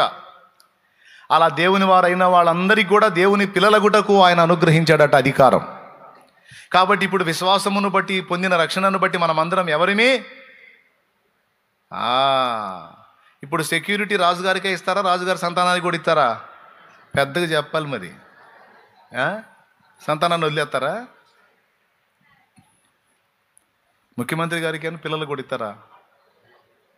ఆ కుటుంబానికి కూడా ప్రొటెక్షన్ ఇస్తారు. ఎందుకంటే శత్రువులు వాళ్ళ మీద కూడా దాడి చేయొచ్చు. అలాగే ఆ దూతలు మనకు కూడా భద్రతా వలయమై ఉంటారట. అందుకే చాలాసార్లు నువ్వు మిస్ అయ్యావు సావు చేతిలో. నువ్వు అనుకుంటావు జస్ట్ మిస్ బ్రదర్ అని, జస్ట్ మిస్గా తప్పించారు వాళ్ళు. త్రుటిలో తప్పిందన్నా, లేకపోతే అవుట్ అన్నా. ఎలా తప్పింది? నువ్వు తప్పించుకోవాలా? నీకు దేవుడిచ్చిన కాపుదల, భద్రత, దూతల కాపుదల, ఆ దూతలు తప్పించారు నిన్ను, నీకు అర్థం కాకుండా. మరి ఏందనుకున్నా? పాటలు పాడటం కాదు, అందులో ఉన్న మాటలు గుర్తు చేసుకోవాలా, అర్థం చేసుకోవాలా. రాత్రియు పగలును పాదములకు రాయి తగులగుండా, రాత్రియు పగలును పాదములకు రాయి తగులగుండా, మనకు పరిచర్య చేయుట కొరకై, మనకు పరిచర్య చేయుట కొరకు దేవదూతలు మనకుండగా, దేవదూతలు మనకుండగా. అన్నా అంటే ఇప్పుడు మన చుట్టూ దేవదూతలు ఉన్నారంటావా? అంటావా? ఏంది నిజంగా ఉన్నారు? ఒక్కడన్నా కనపడ్డేంది నాకు? ఒక్కడన్నా కనపడు, ఒక దూత అన్నా కనపడ్డేంది? అడగండి. అడిగారా? నేను జవాబు చెబుతా. దూత కనపడ్డాడు అనుకో, ఇక నువ్వు అన్ని పనులు ప్రశాంతంగా చేసుకోలేవు. అర్థం కాలేదా? దూతలు నీ చుట్టూ ఉన్నట్టు నీకు కనపడ్డారు అనుకో, బాత్రూంలో కూడా ప్రశాంతంగా బాలేవు, చాలా అసౌకర్యంగా ఉంటుంది. మరి కనపడాలా చెప్పు? దేవుడు గొప్పోడండి, మేధావి. అందుకే నీ కనబడకుండా కాపలా గాయమన్నాడు. స్తోత్రం. నా పిల్లలకు నేను నిర్ణయించిన ఆయుష్కాలం అంతవరకు వారికి ఎలాంటి కీడు సంభవించకుండా, శత్రువు వారిని అటాక్ చేయకుండా, ఇదిగో మీరు భద్రతనివ్వండి నా పిల్లలకి. సమయం ఆసన్నమైనప్పుడు నేను చెప్తాను, అప్పుడు తొలుగుదురు కానీ నా బిడ్డను నేను తీసుకుంటాను నా దగ్గరికి. అతడు సేవ చేయు దినములు సంపూర్తి అయినప్పుడు, ఆమె సేవ చేయు దినములు సంపూర్తి అయినప్పుడు నేనే పిలుస్తాను ఆ పిల్లల్ని. ఆ పిలిచినప్పుడు మీరు సైడ్ అవుదురు కానీ, అప్పటిదాకా మాత్రం నేను పిలవక మునుపు శత్రువు వారిని అటాక్ చేయకుండాన్నట్లు ఇదిగో భద్రతనివ్వమని పంపిస్తాడు. అది మరి మనకి ప్రాకారం పెట్టాడు. అందుకే మనం పాడుకుంటాం, నా బలమా నా కోట ఆరాధన నీకే, నా దుర్గమా ఆశ్రయమా ఆరాధన నీకే. అది ఒక దుర్గమై మనల్ని కాపుగాస్తాడు. తెలుసా మీకు? ఆశ్రయమే నీ రక్తమే అనే పాటలో అదే చెప్పుకున్నా, నీ రక్తమునే ప్రాకారము చేసి కాపాడుచుంటివి నన్నింతక. రక్తం ఒక ప్రాకారము, కృప ఒక ప్రాకారం. ఒక భక్తుడు పాడు, కృపయే నాకు ప్రాకారము గల.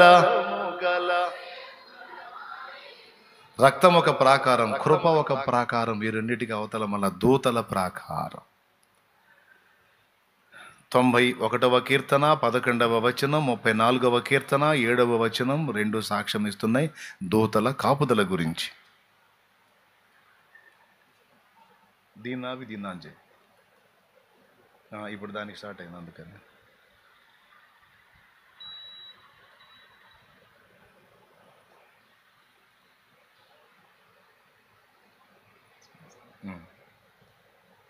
వచ్చింది కొద్దిగా దాన్ని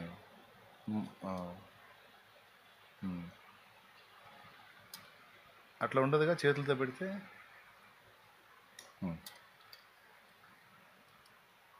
సరేలే. యెహోవా యందు భయభక్తులు గలవారు చుట్టూ ఆయన దూత కావలి ఉండి వారిని రక్షించును. 34:7. 91:11. నీ పాదమునకు రాయనను తగలకుండా ఆయన నిన్ను గూర్చి తన దూతలకు ఆజ్ఞాపించింది, వారు నిన్ను తమ చేతులతో ఎత్తి పట్టుకొందురు. ఎందుకని దూతలు స్పెషల్గా నిన్ను కాయటం ఏంటి? హెబ్రీ పత్రిక ఒక్కసారి తీయండి బైబిల్ ఉన్నోళ్ళు. అందులో క్లియర్గా మొదటి అధ్యాయము, హెబ్రీ పత్రిక 1వ అధ్యాయము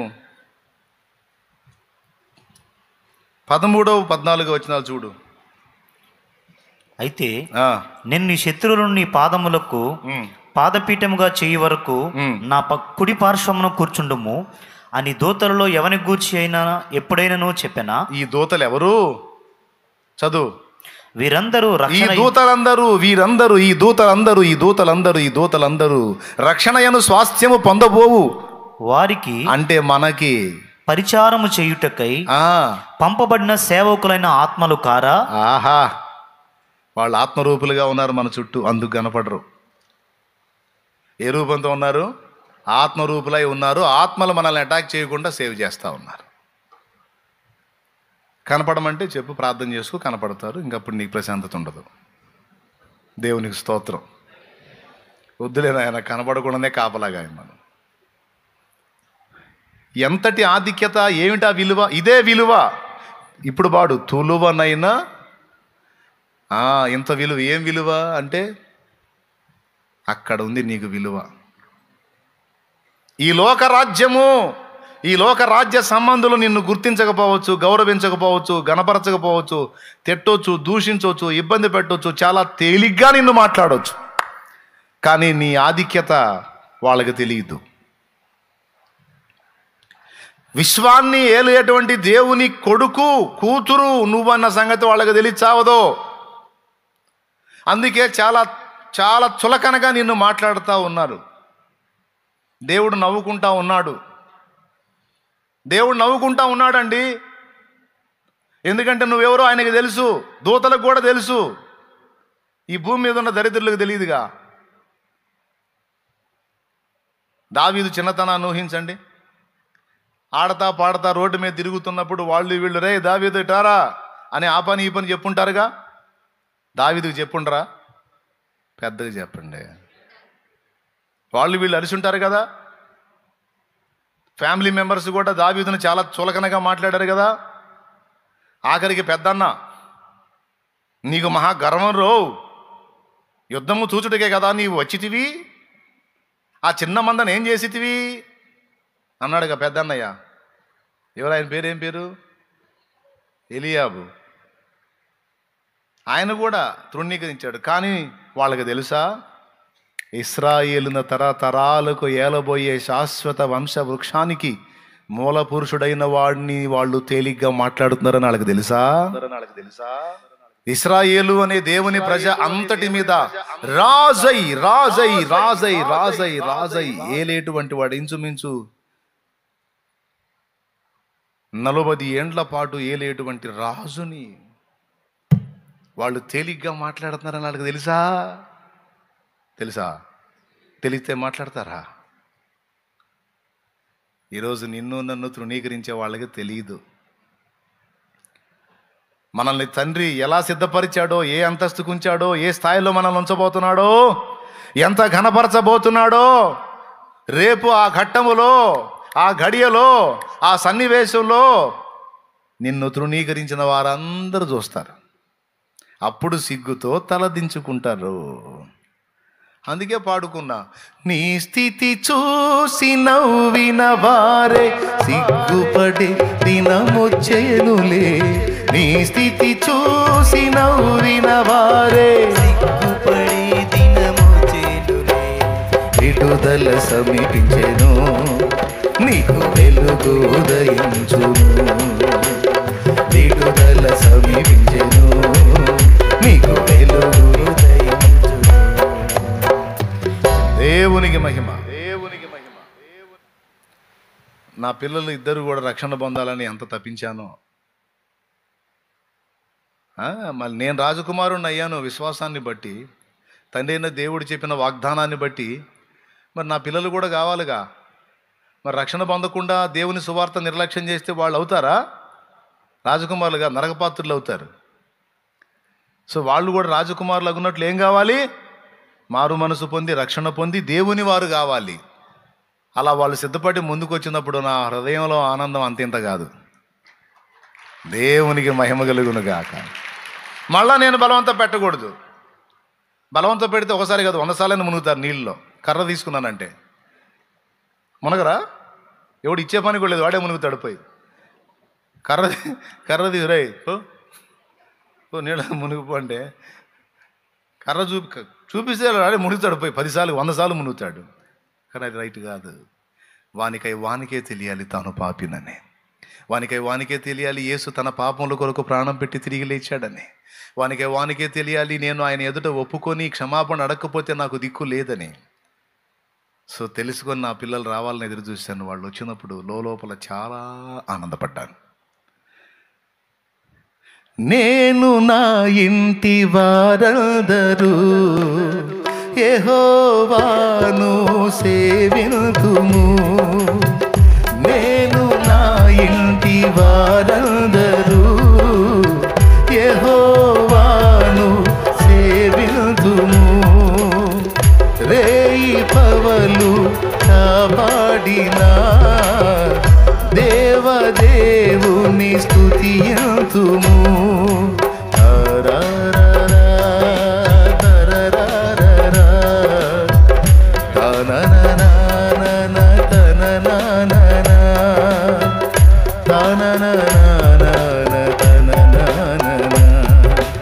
ఆనంద గీతాలు నే పాడుచు యేసయ్య సన్నిధి నే చేరనా.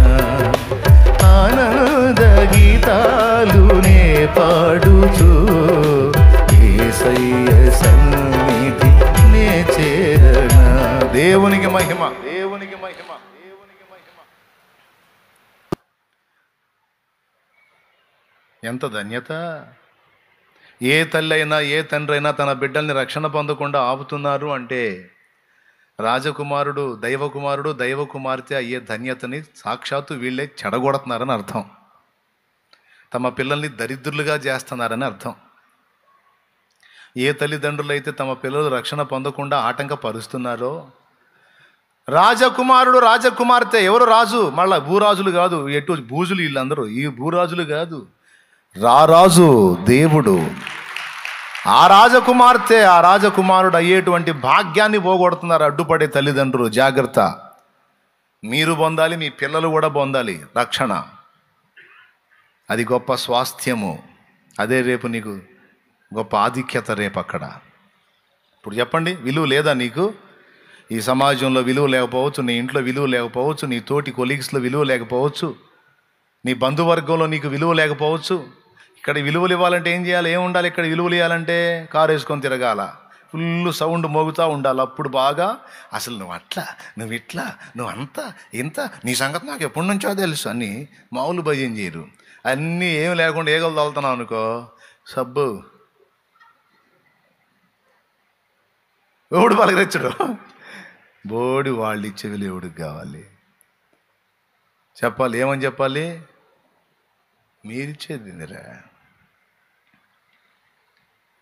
పేతురాది సకల పోస్తల్ పేర్మి గలమా నిజ కూటస్థుల్ ఖ్యాతి సభలో మేము నప్పుడు ఘనతాలిక మాకేమీ కొదువా యెహోవా మా తండ్రి కాడ యేసుడు మాయన్న కాడ.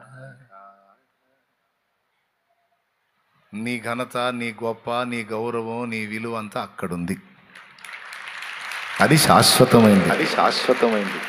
నేను అందుకే చెప్పాను, మారు మనసు పొంది రక్షణ పొందినోడల్లా ఓ ధన్యుడు అయిపోయావు, పోరా బాబు, పో పండగ చేసుకోపో. నేను అదే బాప్తీసం ఇచ్చి కూడా చెబుతా, పో పండగ చేసుకో, పలావు తినుపో అని. స్తోత్రం. అదే చెబుతా నేను, బాప్తీసం ఇచ్చి అర్జెంటుగా పోయి ఇంట్లో బిర్యానీ చేయించిపో, నీ దరిద్రం పోయింది పో. దైవరాజ్య వారసుడివి, వారసురాలివయ్యావు, తిరుగులేదు పొమ్మంటాను నేను. ఎందుకంటే మన విలువ, ఇప్పుడు దేవుని కుమారుడు కుమార్తె అర్హత ఇచ్చాడని ఉందా యోహాను 1:12 ఆయన విశ్వసించిన వారికి? ఇప్పుడు దేవుడు ఎవరండి? ఎవరని ఉందండి? దేవుడు తండ్రి. మీ తండ్రి ఎవరు? దేవుడేనా? భలే చెబుతున్నారండి. ఎవరు మీ తండ్రి అంటే దేవుడు అంటున్నారు. దేవుడు ఎవరు అంటేనే మా తండ్రి అంటున్నారు. ప్రకటన గ్రంథము 1వ అధ్యాయము, ప్రకటన గ్రంథం, మీ తండ్రి ఎవరు అక్కడ ఉంది చూడు. ప్రకటన గ్రంథము 1వ అధ్యాయము 5వ వచనం చదువు. నమ్మకమైన సాక్షియు, మృతుల నుండి ఆది సంభూతునుగా లేచిన వాడును, భూపతులకు అధిపతియునైన యేసుక్రీస్తు నుండి కృపా సమాధానములు మీకు కలుగునుగాక. అబ్బా, దేవునికి స్తోత్రం. హల్లెలూయా. ఓకేనా? రైట్. ఈయన మీ అన్న. ఓకే. తనువు బలిపేటెను మాయన్న. ఎవరో యేసయ్య అన్న. మరి తండ్రి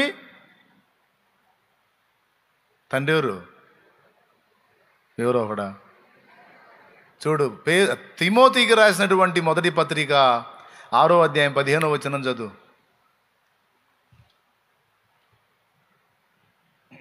శ్రీమంతుడును వాళ్ళని దీని నాన్న 1 తిమోతి 6:15 చదువుతున్నాడు చూడు. శ్రీమంతుడును అద్వితీయుడు నాకు సర్వాధిపతి యుక్త కాలముల యందు ఆ ప్రత్యక్షతను కనబరుచును. ఆ సర్వాధిపతి రాజులకు రాజును, ప్రభువులకు ప్రభునై ఉన్నాడు. అది ఎవరు? రాజులకు రాజు, ప్రభువులకు ప్రభు. రాజులకు రాజు, మమ్మేలే మహారాజు, భూపతులకు అధిపతివి నీవేనయ్యా.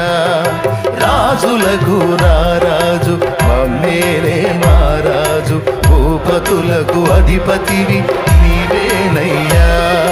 నీకు సాధ్యము కానిది లేదు, నిన్ను మిల్చిన పెళ్ళిది లేదు. నీకు సాధ్యము కానిది లేదు, నిన్ను మిల్చిన. హల్లెలూయా, హల్లెలూయా. పిల్లలు ఎగ్జామ్లో ఫెయిల్ అయినా సరే మీరు రాజుగారు కొడుకులే. నేను పనికి మనం అనుకోవాకరా. పిల్లలు, నువ్వు ఎగ్జామ్లో తక్కువ మార్కులు వచ్చినా సరే తల్లి, నువ్వు రాజులకు రాజైన వాని కూతురువే. బోర్డ్ ఎగ్జామ్స్ ఏంటి చచ్చిపోతానంటావు? పిచ్చిమోహమా? సావు లేదు, బతుకు లేదు. అంతే. ఇది పోతే ఇంకొకటి, అది పోతే ఇంకొకటి, అన్నీ పోతే సేవ. ఏడిచారు. ఈ మనుషులకు పనికి రాకపోతే దేవుడికి పనికొత్తా నేను. ఈ మనుషులకు పనికి రాకపోతే నా దేవుడికి బాగా పనికి వస్తాను. నన్ను వాడుకోవటం ఆయనకి తెలిసి ఎట్ట వాడుకోవాలో అనుకోండి పిల్లలు. అంతేగాని నాకు తక్కువ మార్కులు వచ్చినాయి, మా అయ్య తిడుతున్నాడు, మా అమ్మ తిడుతున్నాడు, సావాకండి. సావు ఆలోచన చేయవాకండి. అట్లాంటి పిచ్చి పనులు సైతాన్ని పుట్టిస్తాడు ఆలోచనలు. అసలు వినొద్దు. నువ్వు రాజు కుమార్తెవి, రాజ కుమారుడివి. కష్టపడి చదివావు, వర్కౌట్ కాల, చేసేదేమో వదిలేయి. మనుషులకు నువ్వు పనికి రాకపోయినా దేవుడికి పనికి వస్తావు నాన్న. ఇప్పుడు బాగా ఎగ్జామ్స్ జరుగుతున్నాయి, అయిపోయినాయి, రిజల్ట్స్ వస్తున్నాయి ఒక్కొక్కటి. అందుకని చెబుతున్నా నేను. మరి ఏం చేద్దాం?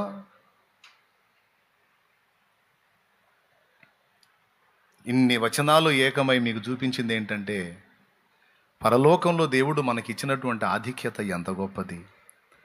ఈ భూలోకంలో మనకి ఏ విలువలు ఒకవేళ లేకపోవచ్చు, కానీ మనకి నిత్యత్వంలో విలువ ఉంది, నిత్య మహిమలో విలువ ఉంది. దూతలు మన గురించి మాట్లాడుకునేంత గొప్ప ఆధిక్యత మనకి ఇవ్వబడింది. దేవునికి మహిమ. మనము దేవుని గణపరచాలని ఆశించినట్లే మనల్ని ప్రేమించే తండ్రి మనల్ని గణపరచాలని నిరంతరం కోరుకుంటాడు. ఆల్రెడీ ఆ ఘనత ఎప్పుడో మనకి ఇచ్చేశాడు. ఆయన ఇచ్చేశాడా, ఇయ్యలేదా? ఎంత గొప్ప ఘనత! యువరాజును అందరూ రాజ్య పౌరులంతా గౌరవిస్తారా లేదా? ఏడిచాళ్ళు, ఈ రాజు కాదుగా అంటారా? రాజుగారు కొడుకు, ఓయ్ యువరాణిని అందరూ రెస్పెక్ట్ చేస్తారు లేదా? ఎందుకు? దీని ముఖం ఇది రాణే, ఛీ అంటారా? ఆమె రాణి కాకపోవచ్చు, యువరాణి అంటే రాజుగారి కూతురు గనుక సన్మానం ఉంటుంది రాజ్యం అంతటా. అలాగే కోటాను కోట్ల దూతల లోకాలన్నిటికీ ప్రభువైన వాని పిల్లల మనం గనుక ఆ గౌరవం తప్పనిసరిగా మనకి ఇవ్వబడింది. అక్కడే కాదండి, వినండి బాగా, అక్కడే కాదు, ఇక్కడ కూడా మనల్ని గణపరుస్తాడు. అది నేను ఎరిగింది. నేను చాలా స్పష్టంగా గుర్తించాను దేవుని కదలికలు. నా లైఫ్లోనే చూశాను నేను. కొన్నిసార్లు నేను చేసే పనులు పిచ్చి పనులు. ఆ పిచ్చి పనుల వల్ల నాకు అవమానం వచ్చే పరిస్థితి ఉంటుంది. ఆ అవమానం రాకుండా ఆ అవమాన స్థాని ఘనతను తీసుకొచ్చేదానికి ఎన్నోసార్లు నా అడుగులని ఆయన బ్యాలెన్స్ చేశాడండి. నేను స్పష్టంగా ఎరుగుదును. కూర్చొని కొన్నిసార్లు ఏడ్చుకుంటా కూడా. నేను తొందరపడి అలా చేయబోయాను ప్రభా, అది కాదురా, ముందు ఇది చేయాలి, ఇది చేసినాక అది చేయాలని దానికి అడ్డు పెట్టి మరి ఇది చేపించి దీనివల్ల 10 మంది నన్ను మెచ్చుకునేటట్టు చేసావు కదా ప్రభువా నువ్వు. దేవునికి స్తోత్రం, హల్లెలూయా. ఇప్పుడు సన్నిధిలో ముసలమ్మలు ఉన్నారండి, సన్నిధిలో ముసలమ్మలు ఉన్నారు. ఒక 20-25 మంది ఉంటారు అనుకుందాం. కొంతమంది వస్తా వెళ్తూ ఉంటారు, రెగ్యులర్ ఇక్కడ ఉండేవాళ్ళు ఒక 20-25 మంది ఉంటారు. మా అమ్మ కూడా ముసలమ్మే, వాళ్ళు ముసలమ్మలే. పాపం మా అమ్మ ఉండే గది కారుతుంది వానకి. జస్ట్ చెబుతున్నా, పొద్దున నాకు దేవుడు బయలుపరిచింది. ఆమె ఉండే గదిని శుభ్రం చేసి ఆ గదిని నీట్గా చేసి ఆమెకి ఇవ్వాలనిపించింది. దానికి సిద్ధం చేశాను, కానీ ఎన్నిసార్లు ప్రయత్నించినా అది ముందుకు రాలా. ఒకవేళ ఈ ముసలి వాళ్ళకి నేను సరైన రీతిలో ఏర్పాటు చేయకుండా నా తల్లికి ఏర్పాటు చేసుకున్నట్టయితే ఖచ్చితంగా వాళ్ళు ఏమనుకునేవాళ్ళో తెలుసా?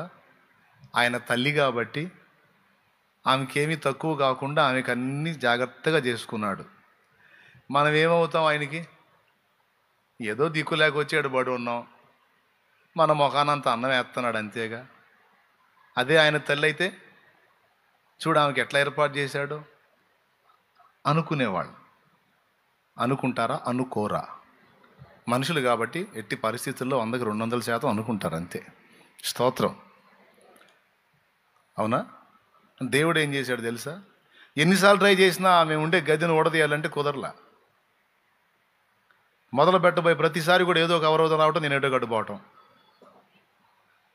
చివరికి ఇక ఆమె ఆలోచనను వదిలిపెట్టి ముందు ఈ ముసలోళ్ళ సంగతి చూద్దామని వాళ్ళకి మొత్తం రెడీ చేయించా. దానికోసం సిద్ధపడ్డా. అరే చకచక ముందుకు వచ్చినాయండి అన్నీ. ఎంత సెన్సిటివ్గా నా విషయంలో బ్యాలెన్స్ చేస్తున్నాడో చూసావా? ఇప్పుడేమన్నారో తెలుసా? ముందు ముసలోళ్ళది బాగు చేసి ముసలోళ్ళని అందులో చేర్చి వాళ్ళని అందులో చేర్చి వదిలేస్తే ఒక తల్లి నాతో అంటుంది, కన్న తల్లికి కూడా చేసుకోకుండా ఇదిగో మీ కొరకు చేశాడు, అది ఆయన నీతి అని. ఒట్టిదే ఒట్టిదే పిచ్చోండి. నేను ముందు మా అమ్మ ఉన్న గదే ఊడదిద్దాం అనుకున్నా. వాళ్ళకి తెలియదుగా నన్ను మెచ్చుకునే వాళ్ళకి. మందంతా సోదేవారంగా. నాకేం తెలుసు ఇట్లా వచ్చిద్దని? ఆయనకి తెలుసు. రై ముసలివాళ్ళకి చేయకుండా నీ తల్లికి చేసుకుంటే ఇట్లా అంటారు. ఆగు నువ్వు ఆగు, ముందు వాళ్ళకి చేయి అని వాళ్ళకి చేపించి ఆ విధంగా ఘనత వచ్చేటట్టు చేశాడంటే. నేను ఓపెన్గా చెబుతున్నా, కావాలని చెబుతున్నా. అంటే ప్రతి పార్ట్లో ఎంత సెన్సిటివ్గా కదులుతాడో. పొద్దున ఈరోజు ఉదయమే ఆ విషయం నా దృష్టికి తెచ్చినప్పుడు కూర్చొని నేర్చుకున్నాను నేను. ఎందుకు దేవా నన్ను గణపరచాలని ఇంత పరితపిస్తావు? ఒక మాట కూడా నాకు తగలటానికి ఇష్టపడవే,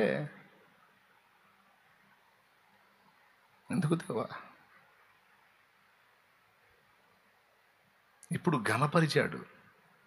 ముందు వృద్ధులకు చేసేటట్టు చేసి ఘనపరిచి ఈరోజు మా అమ్మకు ఉండే గది ఊడదీపించాడు.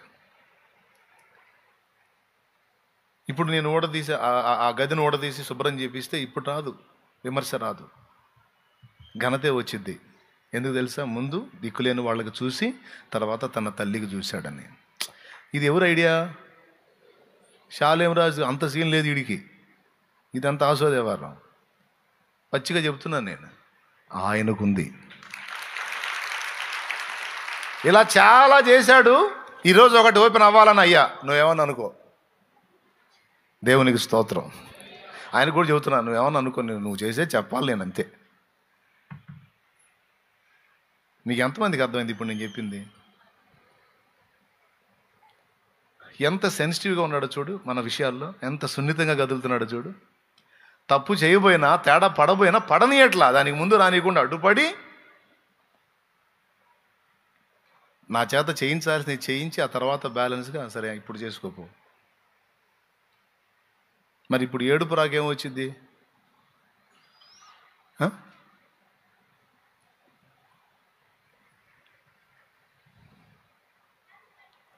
అందుకే నా గురి నీవే, నా దరి నీవే, నా స్వర ఝరి నీవే అనే పాటలో ఇదే చరణం పెట్టుకున్నా.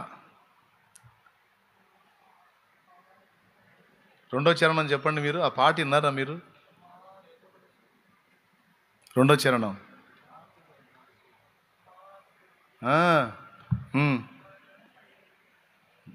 అదిగో చూడు. బలహీనతలో బలమే నీవు, బాహుబలము చూపించేవు. బలహీనతలో బలమే నీవు, బాహుబలము చూపించేవు. ప్రియుడా నన్ను ఘనముగా చూడా, ప్రియుడా నన్ను ఘనముగా చూడా, పరితపించేవుగా.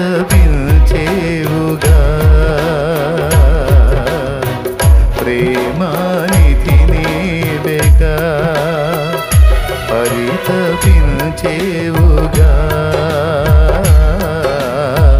ప్రేమానిధి నీవేగా, నా గురి నీవే, నా దరి నీవే, నా స్వర జరి నీవే.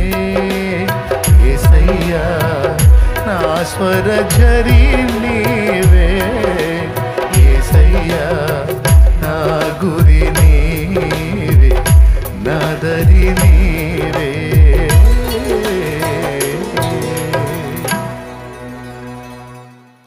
మరి నా విషయంలోనే అంతే ఉంటాడా? మీ విషయంలో కూడా అంతే ఉంటాడా? మీకు దండం పెడతా కదా, పెద్దగా చెప్పండి. నాకంటే గాలి రాగా చెమట్లో పోతే నేను ఇబ్బంది పడుతున్నాను. ఇప్పుడు నాకు మాట్లాడలేదని న్యాయం ఉంది. మీకేమండి పెద్ద అంతంతలో ఫ్యాన్లు తిరుగుతుంటే? చెప్పండి, గట్టిగా చెప్పండి. నా విషయంలోనేనా మీ విషయంలో కూడా? ఏం వెతుకుతాడు? మహిమపరచాలని మిమ్మల్ని కోరుకుంటాడు ఆయన, ఘనపరచాలని కోరుకుంటాడు. మూడవది ఆశీర్వదించబడాలని కోరుకుంటాడండి. శాపగ్రస్తంగా ఉండటం ఇష్టపడ్డాడు ఆయన. అసలు ఆయన మనసు అది కాదు. మనం శపించబడ్డట్టు శాపగ్రస్తంగా ఉండడానికి ఇష్టపడే మనసు కాదు ఆయనది. ఆదికాండం 1వ అధ్యాయం మీరు చూస్తే మనుషుల్ని చేసి వాళ్ళని ఆశీర్వదించాడని ఉంది. ఆశీర్వదించాడు. ఆశీర్వదించి ఏమన్నాడో తెలుసా? మీరు ఫలించి అభివృద్ధి పొంది విస్తరించి భూమిని నిండించి దాన్ని లోబరుచుకోండి.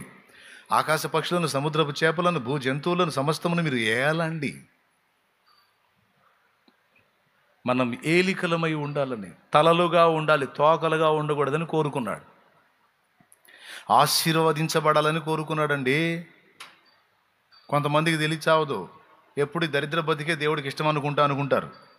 నేను ఎప్పుడు ఈ దరిద్రంతో, ఈ అప్పులతో, ఈ బాధలతో, ఈ నొప్పులతో, ఈ రోగాలతో, ఈ కష్టాలతో, ఈ కన్నీళ్లతో ఉండటమే దేవుడి చిత్తం అనుకుంటాను. నా బతుకంత ఎట్ట తెల్లాటమే దేవుడి చిత్తం అనుకుంటారు కొంతమంది తిక్కలోళ్ళు. ఎవడు చెప్పాడు?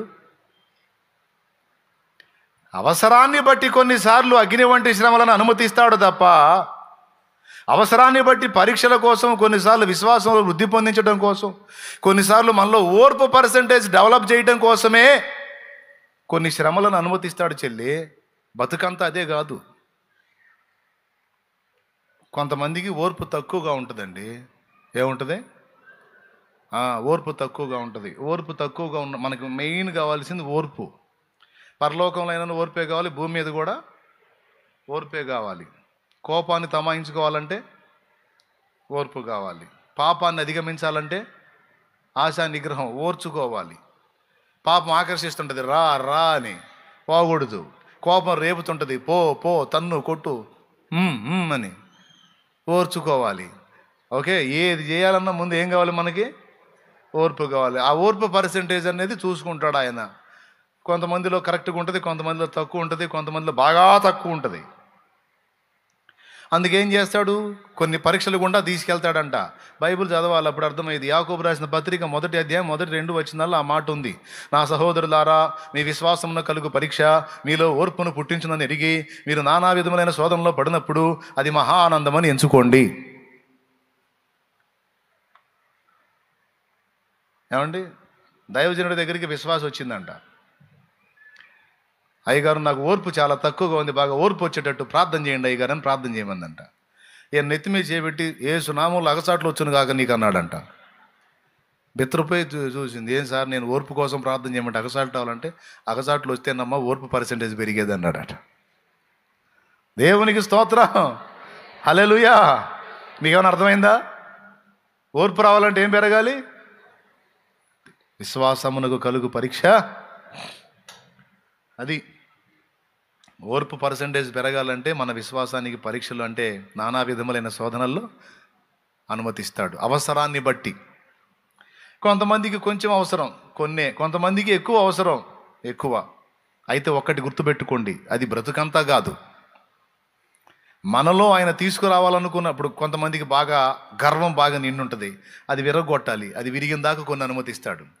అది విరిగి ఇక దీన మనసులు అయిన తర్వాత ఇంకెందుకండి మరి? పాలు కాగబెట్టి తోడేసాం, పెరుగు అయింది, ఇంకేం కావాలి? పెరిగిన తర్వాత ఇంక మళ్ళీ పోతాం మజ్జిగ పొయ్యంగా. మనం అనుకున్న పదార్థం తయారైన తర్వాత ఇంకెందుకండి దానికి మళ్ళా పెరుగుని తీసుకెళ్ళి పొయ్యి మీద పెడతావా? మళ్ళా కాగబెడతావా? ఆడవాళ్ళకి ఈజీగా అర్థమైద్దని చెబుతుంది. ఈ పాలు కాబెట్టని తెలుసుగా. స్తోత్రం, హల్లెలూయా. ఫస్ట్ పాలు కాగిందాక, పెరుగు కోసం రెడీ అయిందాక సెగ అయిపోయింది. కాగినాయి, చల్లార్చావు, గోరువెచ్చని పొజిషన్ చూసి మజ్జిగ వేసేసావు, అంతే, పెరుగు అయిపోయింది. పెరుగు అయిపోయినాక మళ్ళీ తీసుకెళ్ళి పొయ్యి మీద పెడితే ఎవరన్నా కొత్త కోళ్ళ ఆ పని చేసింది అనుకో,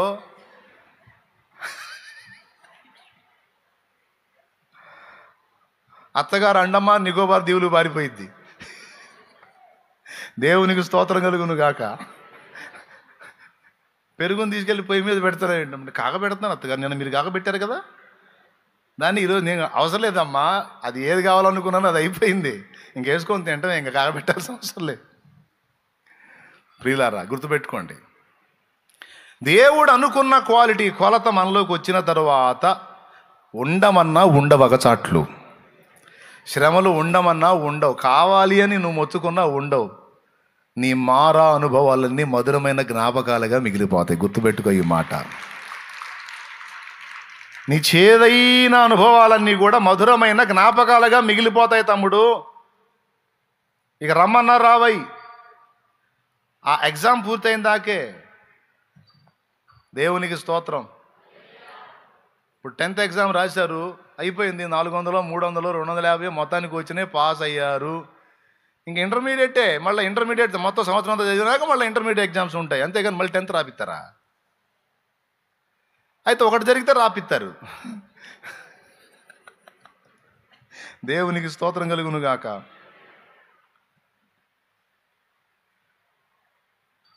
ఆహా, అవునా? చెప్తా. శాలేమన్న వాళ్ళ అమ్మని వాళ్ళ ఇంట్లోనే ఉంచవచ్చు కదా అంటే, హలో, అది కూడా మా ఇల్లే. దేవునికి మహిమ. అది కూడా మా ఇల్లే. మా మదరు కొంచెం ప్రైవసీ కోరుకుంటుందిలే. కొంతమంది తెలియదుగా, అన్న అమ్మని వేరుగా పెట్టాడా, మీ ప్రేమకి నా వందనాలు. అంత సీన్ లేదు. ఆమె ఉంటుంది సింగిల్ పర్సన్. సింహం సింగిల్ అని. దేవునికి స్తోత్రం. Praise the lord. హల్లెలూయా. వందనాలు పాస్టర్. అమ్మ ఆమెను ప్రత్యేకంగా పెట్టే సీను మాక ఇంటి మొత్తాన్ని కలిపి కొట్టద్దామా? ఇప్పటికి కూడా. దేవునికి మహిమ కలుగును గాక. అది పరిస్థితి. ఏదో చెబుతా ఆపాను. ఇప్పుడు మనకు కావలసిన ఐటెం తయారైన దాకా, ఆ తర్వాత ఇంకా ఏమాత్రం కూడా దాన్ని ముట్టం. సో ఏ పరిస్థితి అయినా ఒక దశ వచ్చిందాకా, ఇప్పుడు 10th మళ్ళీ రాపించాల్సి వచ్చిందంటే ఎప్పుడు రాపిస్తాం? ఫెయిల్ అయ్యాడు అనుకో, మళ్ళీ రాపిస్తారు. మళ్ళీ ఫెయిల్ అయ్యాడు అనుకో, మళ్ళీ రాపిస్తారు. అట్లా ఒక శోధన గుండా నువ్వు ప్రయాణం చేసేటప్పుడు అందులో నువ్వు పాస్ అయిన దాకా నీకు మళ్ళీ వస్తుంది. పాస్ అయిన తర్వాత ఇక అది రాదు. అట్లా ఆర్థికపరమైన శోధన, శరీరపరమైన శోధన, బలహీనతల పరమైన శోధన, ఇందులో రకాలు ఉన్నాయి తమ్ముడు. నిందల పరమైన శోధన, అవమానాల పరమైన శోధన. ఇంకొక విచిత్రమైన విషయం చెప్పనా? ఇవన్నీ రప్పించేది కూడా నిన్ను ఘనపరచడానికేనంట. ఇవన్నీ రప్పించేది కూడా నిన్ను ఘనపరచడానికేనంట. నాకేం తెలుసు, ఆయన చెప్తున్నాడు. ఇప్పుడు ఉదాహరణకి ఓ దైవజనుడు ఉన్నాడు. ఆయన ఏదో పాక వేసుకున్నాడు, పరిచర్య చేస్తున్నాడు. గాలివాన వచ్చింది, పాకబడింది. 3 రోజులు పడిపోయిన పాకలోనే ఉన్నాడు. బయటకు వచ్చిన తర్వాత కనపడ్డోళ్ళు అంటున్నారంట, అన్న బతికే ఉండవా అని. ఈ అనుభవం అనుభవించినప్పుడు ఆ భక్తునికి అది చేదైన అనుభవం. తర్వాత ఆయన ఆ చేదైన అనుభవాన్ని చెప్పినప్పుడు అది మా అందరి ఎదుట ఆయన ఘనతకు కారణమైంది. అర్థం కాకపోతే నేను చేయగలిగింది ఏమీ లేదు. పాయింటా కాదా? అది భక్తులు పడిన శ్రమలు వారి ఘనతకు కారణమయ్యాయి. భక్తులకు దేవుడు అనుమతించే శ్రమలు కూడా వాళ్ళని ఘనపరచడానికే అనుమతిస్తాడనే సత్యం ప్రతి విశ్వాసి మైండ్కి ఎక్కాలి. డేవిడ్ బ్రైనార్డ్ అనే దైవజనుడు నానా బాధలు పడ్డాడు. రెడ్ ఇండియన్ల మధ్యలో సేవ చేసేటప్పుడు ఒక రొట్టె ముక్క తెచ్చుకొని తినడానికి దాదాపు 15 మైళ్ళు ప్రయాణం చేసి గుర్రం మీద రొట్టె, అది కూడా 2-3 రోజులు తయారు చేసి 2-3 రోజులైన రొట్టె, బూజు పట్టిన రొట్టె దులుపుకొని తిని కడుపు నింపుకొని వాళ్ళ మధ్య సేవ చేశాడు. చాలా బాధలు, చాలా కష్టాలు, ఎన్ని రకాల బాధలు పడ్డాడు. ఒక డైరీ రాశాడు. తర్వాత ప్రభు దగ్గరికి వెళ్ళిపోయాడు. ఆ శ్రమలు, శోధనలు, బాధలు అనుభవించిన భక్తుడికేమో అవి కష్టాలు, శోధనలు. తర్వాత ఆయన జీవితాన్ని ఆ డైరీలో చదివిన వాళ్ళందరూ అప్పటి నుంచి ఇప్పటిదాకా 100 సంవత్సరాలుగా డేవిడ్ బ్రైనార్డ్ని గణపరుస్తానే ఉన్నారు. ఈరోజు నీకు నాకు అనుమతించబడేటువంటి శ్రమలు కూడా రేపు పరలోకంలో మాట్లాడుకుంటారు. తెలుసా మీకు? పరలోకంలో మాట్లాడుకుంటారని తెలుసా మీకు? ఇక్కడే కాదు, అక్కడ కూడా మాట్లాడుకుంటారు. ప్రియులారా, నేను చూపించినటువంటి వచనాలన్నిటిని బట్టి మీకు అర్థం కావాలి దేవుడు మనల్ని ఎంత ప్రేమిస్తున్నాడో, దేవుడు మనల్ని ఎలా ఉండాలని ఆశిస్తున్నాడో మీకు అర్థమైందిగా. ఒకవేళ అనుమతించబడే శ్రమలు కూడా ఎందుకు అనుమతించబడుతున్నాయో తెలుసా? వాటి వెనక కూడా నిన్ను ప్రక్షాళన చేయటం, నీ విశ్వాసాన్ని బలపరచటం, నీలో ఓర్పును పుట్టించటం, ఈ 3 గాక అందులో కూడా నిన్ను ఘనపరచటమే ఉందట.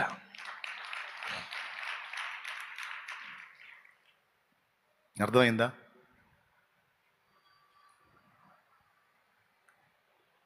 ఏమని ఆశిస్తున్నాడు? మనం మహిమపరచబడాలని, రెండోది మనం ఘనపరచబడాలని, మూడవది ఆశీర్వాదకరంగా ఉండాలని కోరుకుంటున్నాడు అండి. మనల్ని శాపగ్రస్తులుగా ఉండాలని ఆశించట్లా, మనం ఏలికలమై ఉండాలనే కోరుకుంటున్నాడు. మనం తలగా ఉండాలనే కోరుకుంటున్నాడు కానీ తోకగా ఉండాలని కోరుకోవట్లా. కానీ కొన్నిసార్లు అవసరాన్ని బట్టి మనల్ని తోక ప్లేస్లోకి తీసుకొస్తున్నాడు. ఎందుకు? తగ్గింపును నేర్పటానికి, వినయాన్ని నేర్పటానికి, దీన మనసును నేర్పటానికి, సాత్వికాన్ని నేర్పటానికి, మృదుత్వాన్ని నేర్పటానికి. అవసరాన్ని బట్టి కొంచెం ఆ స్థితికి తీసుకొస్తున్నాడు. అక్కడ నేను సెటరైట్ చేసి మళ్ళా తీసుకెళ్ళి మొదట్లోనే పెడతాడు ఆయన. ఎందుకని నీ విషయంలో ప్రత్యేకంగా కేర్ తీసుకుంటున్నాడంటే, విశ్వాసమును బట్టి నీవు ఆయన కొడుకువి, కూతురివి. అవసరాన్ని బట్టి కొన్నిసార్లు నీకు అగ్ని వంటి శ్రమలు అనుమతించబడుతున్నాయి, కానీ అవి నీకు పర్మనెంట్. అదే మాట పాటలో పెట్టుకున్నది. నిన్ను పిలిచిన దేవుడు నమ్మదగినవాడు, శోధనలో నిన్ను విడిచిపెట్టిపోడు, కంటి పాపల తోడుండి నిన్ను కాచుకుంటాడు, కన్న తండ్రిలా తోడుండి నిన్ను ఆదుకుంటాడు. నమ్ము నేస్తమా, ఇది సత్యం, వీడబోకుమా విశ్వాసం. నీ ఆశ నిరాశ కానే కాదు, వేదన ఎందుకు, నీ కన్నీరు కలకాలముండదు, కలతే చెందకు. దేవుని గొప్ప నామానికి మహిమ కలుగును గాక. ఇది మీరు అందరూ అర్థం చేసుకుంటారని నేను అనుకుంటున్నాను.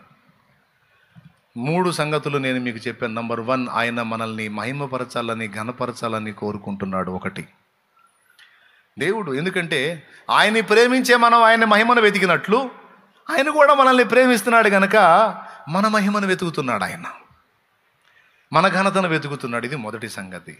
రెండవది, మనల్ని ఆశీర్వాదంగా ఉంచాలని కోరుకుంటున్నాడు, కానీ శాపగ్రస్తుల్లాగా మనం ఉండాలని ఆయన కోరుకోవటల్లా. అన్ని విషయములలో అబ్రహామును ఆశీర్వదించినట్టు మనల్ని కూడా అన్ని విషయములలో ఆశీర్వదించాలనే మనసారా కోరుకుంటున్నాడు, కానీ దరిద్రులుగా ఉంచాలని అనుకోవటల్లా ఆయన. మరి ఎందుకన్నా మనకి పరిస్థితులు అంటే అవసరాన్ని బట్టి అనేది లేఖనంలో మీకు చూపించాను. మనలో కొన్ని ఎగస్టాలు కట్ చేయాలి, అలాగే కొన్ని కొదువై ఉన్న వాటిని భర్తీ చేయాలి. రెండో పాయింట్ ఏంటండి? మనలో ఎక్కువగా ఉన్న వాటిని కొన్నిటిని తగ్గించాలి, మనలో కొదువై ఉన్న వాటిని కొన్నిటిని లెవెల్ చేయాలి. ఎక్కువేంటి? అహం, స్వయం, గర్వం, మత్సరం, దరిద్ర లక్షణాలు కొన్ని ఉన్నాయి శరీరాన్ని బట్టి, వాటిని కట్ చేయాలి. కట్ చేయాలంటే అగచాట్లే ఉపయోగపడతాయి. అంతేనండి. గాయం చేయకుండా లోపల ఉన్న వాటిని తీయటం కుదిరిద్దా? సర్జరీ చేయటం ఎట్లా కుదురుతుందండి? ఏదో ఒక విధంగా చిన్నదైనా సరే గాయం చేయాల్సిందే. అట్లాగా గాయపడకుండా మనలో ఉన్న దరిద్రపు లక్షణాలు పోవు. అందుకే కొన్ని గాయాలు. అలాగే కొన్ని కొదువుగా ఉన్న వాటిని పెంచడానికి మనకు అనుమతించేవి, అంతే తప్ప మనకి అవన్నీ పర్మనెంట్ కాదు తమ్ముడు. ఎంతమంది నమ్ముతున్నారు? మూడవది, మనల్ని ఏలికలుగానే ఉంచాలనుకున్నాడు కానీ దాసులుగా ఉంచాలనుకోలేదు. అయితే మనం ఏలికలమైన నాడు అహంకారం చూపకుండానట్లు, గర్వించకుండానట్లు, మదించకుండానట్లు ముందు దాసత్వాన్ని నేర్పి తర్వాత ఏలికల్ని చేస్తున్నాడు ఆయన. ముందు దేన్ని నేర్పుతున్నాడు? దాసత్వాన్ని, దాసుడి యొక్క స్థితిని నేర్పి ఆ తర్వాత ఏలికల్ని చేస్తున్నాడు. లేకపోతే ఇక ఎగ్దం తీసుకెళ్ళి ఏలికం చేశాడు అనుకో, వీడికి దాసత్వపు విలువలు అర్థం కావు. వీడు ఏలికై కూడా దీనుడై ఉండాలంటే ముందు దాసుడై మెలగాలి. దేవునికి స్తోత్రం కలుగును గాక. అయిపోయిందండి. 3 ముఖ్యమైన విషయాలు. నంబర్ 1, ఆయన మనల్ని ఆయన ఆశ అది. నంబర్ 2, ఆశీర్వాదకరంగా ఉంచాలనేది. నంబర్ 3, ఏలికలుగా. మరి సింహాసనం మీద కూర్చున్నవాడు ఏం చేస్తాడండి చెప్పండి? ప్రకటన గ్రంథము 2వ అధ్యాయము ఒకసారి తీయండి. ప్రకటన గ్రంథము 3:19-20 చూడు. 3:19-20 చూడు. నేను ప్రేమించి వారిని అందరినీ గద్దించి శిక్షించుచున్నాను గనుక నీవు ఆసక్తి కలిగి మారు మనసు పొందుము. ఇదిగో నేను తలుపు నద్ద నిలుచుండి తట్టుచున్నాను. ఎవడైనను నా స్వరము విని తలుపు తీసిన ఎడల నేను అతని ఎద్దకు వచ్చి అతనితో నేనును నాతో కూడా అతడును భోజనము చేయుదుము. నేను జయించి నా తండ్రితో కూడా ఆయన సింహాసనమందు కూర్చుండి ఉన్న ప్రకారము జయించు వానిని నాతో కూడా నా సింహాసనమందు కూర్చుండనిచ్చేదను. అద్దుగా అది సంగతి. ఇక్కడ సింహాసనాన్ని వాగ్దానం చేశాడు. తర్వాత కిరీటాలు వాగ్దానం చేశాడు. అక్షయ కిరీటం, వాడబారని మహిమ కిరీటం, నీతి కిరీటం, దయా కిరీటం అనే సంవత్సరాన్ని గూర్చి, ఏమండి జీవ కిరీటం అని రకరకాల కిరీటాలు వాగ్దానం చేశాడు. సింహాసనము కిరీటము వాగ్దానం చేసినప్పుడు అక్కడ ఏలికలము, అక్కడే కాదు ఇక్కడ కూడా అనేకులను ఏలున్నట్లుగా మనల్ని చూడాలనేది ఆయన ఆకాంక్ష. బతుకంతా మనల్ని దాసులుగా ఉంచడు. గుర్తుపెట్టుకోండి, బతుకంతా మనల్ని దాసులుగా ఉంచినా పర్వాలేదు కానీ ఉంచడు. ఉంచినా పర్వాలేదు కానీ ఉంచడు. ఖచ్చితంగా మనల్ని లేవనెత్తుతాడు. ఏ దీన స్థితిలో ఏ ఏ ఏ పెంట కుప్పల మీద నేను పడిపోయాను అయ్యో అని అనుకుంటున్నావో అక్కడి నుంచి నిన్ను పైకి లేవనెత్తువాడు నా దేవుడు. ఖచ్చితంగా ఆ కృప పొందుతావు. విశ్వాసంతో ఈ వాగ్దానాల్ని స్వతంత్రించుకో, ధైర్యం తెచ్చుకో. నువ్వు శాపగ్రస్తంగా పడి ఉండటం నా దేవుని చిత్తం కాదు. తప్పకుండా ఆయన సమాధానం నీకు వస్తుంది. అయితే దానికి అవరోధాలుగా అడ్డుబండలుగా ఉన్న నీలోని దుర్గుణాలని ప్రజెంటు నువ్వు వదిలేయాలి. ఆఖరి మాట చెప్తానండి, ఆఖరి మాట చెప్తాను.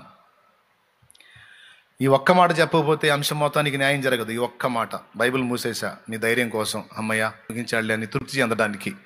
దేవునికి స్తోత్రం కలుగును గాక. చెప్పండి గట్టిగా.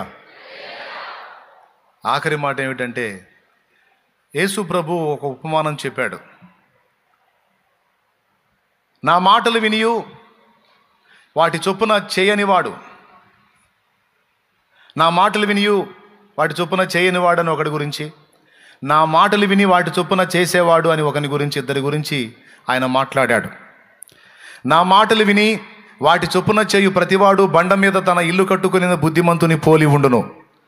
వాన వచ్చెను, వరదలు వచ్చెను, గాలి విసిరి ఆ ఇంటి మీద కొట్టెను, కానీ దాని పునాది బండ మీద వేయబడిన గనుక ఆ ఇల్లు కదలలేదు. నా మాటలు వినియు వాటి చొప్పున చేయని ప్రతివాడు ఇసుక మీద తన ఇల్లు కట్టుకున్న బుద్ధిహీనుని పోలి ఉండును.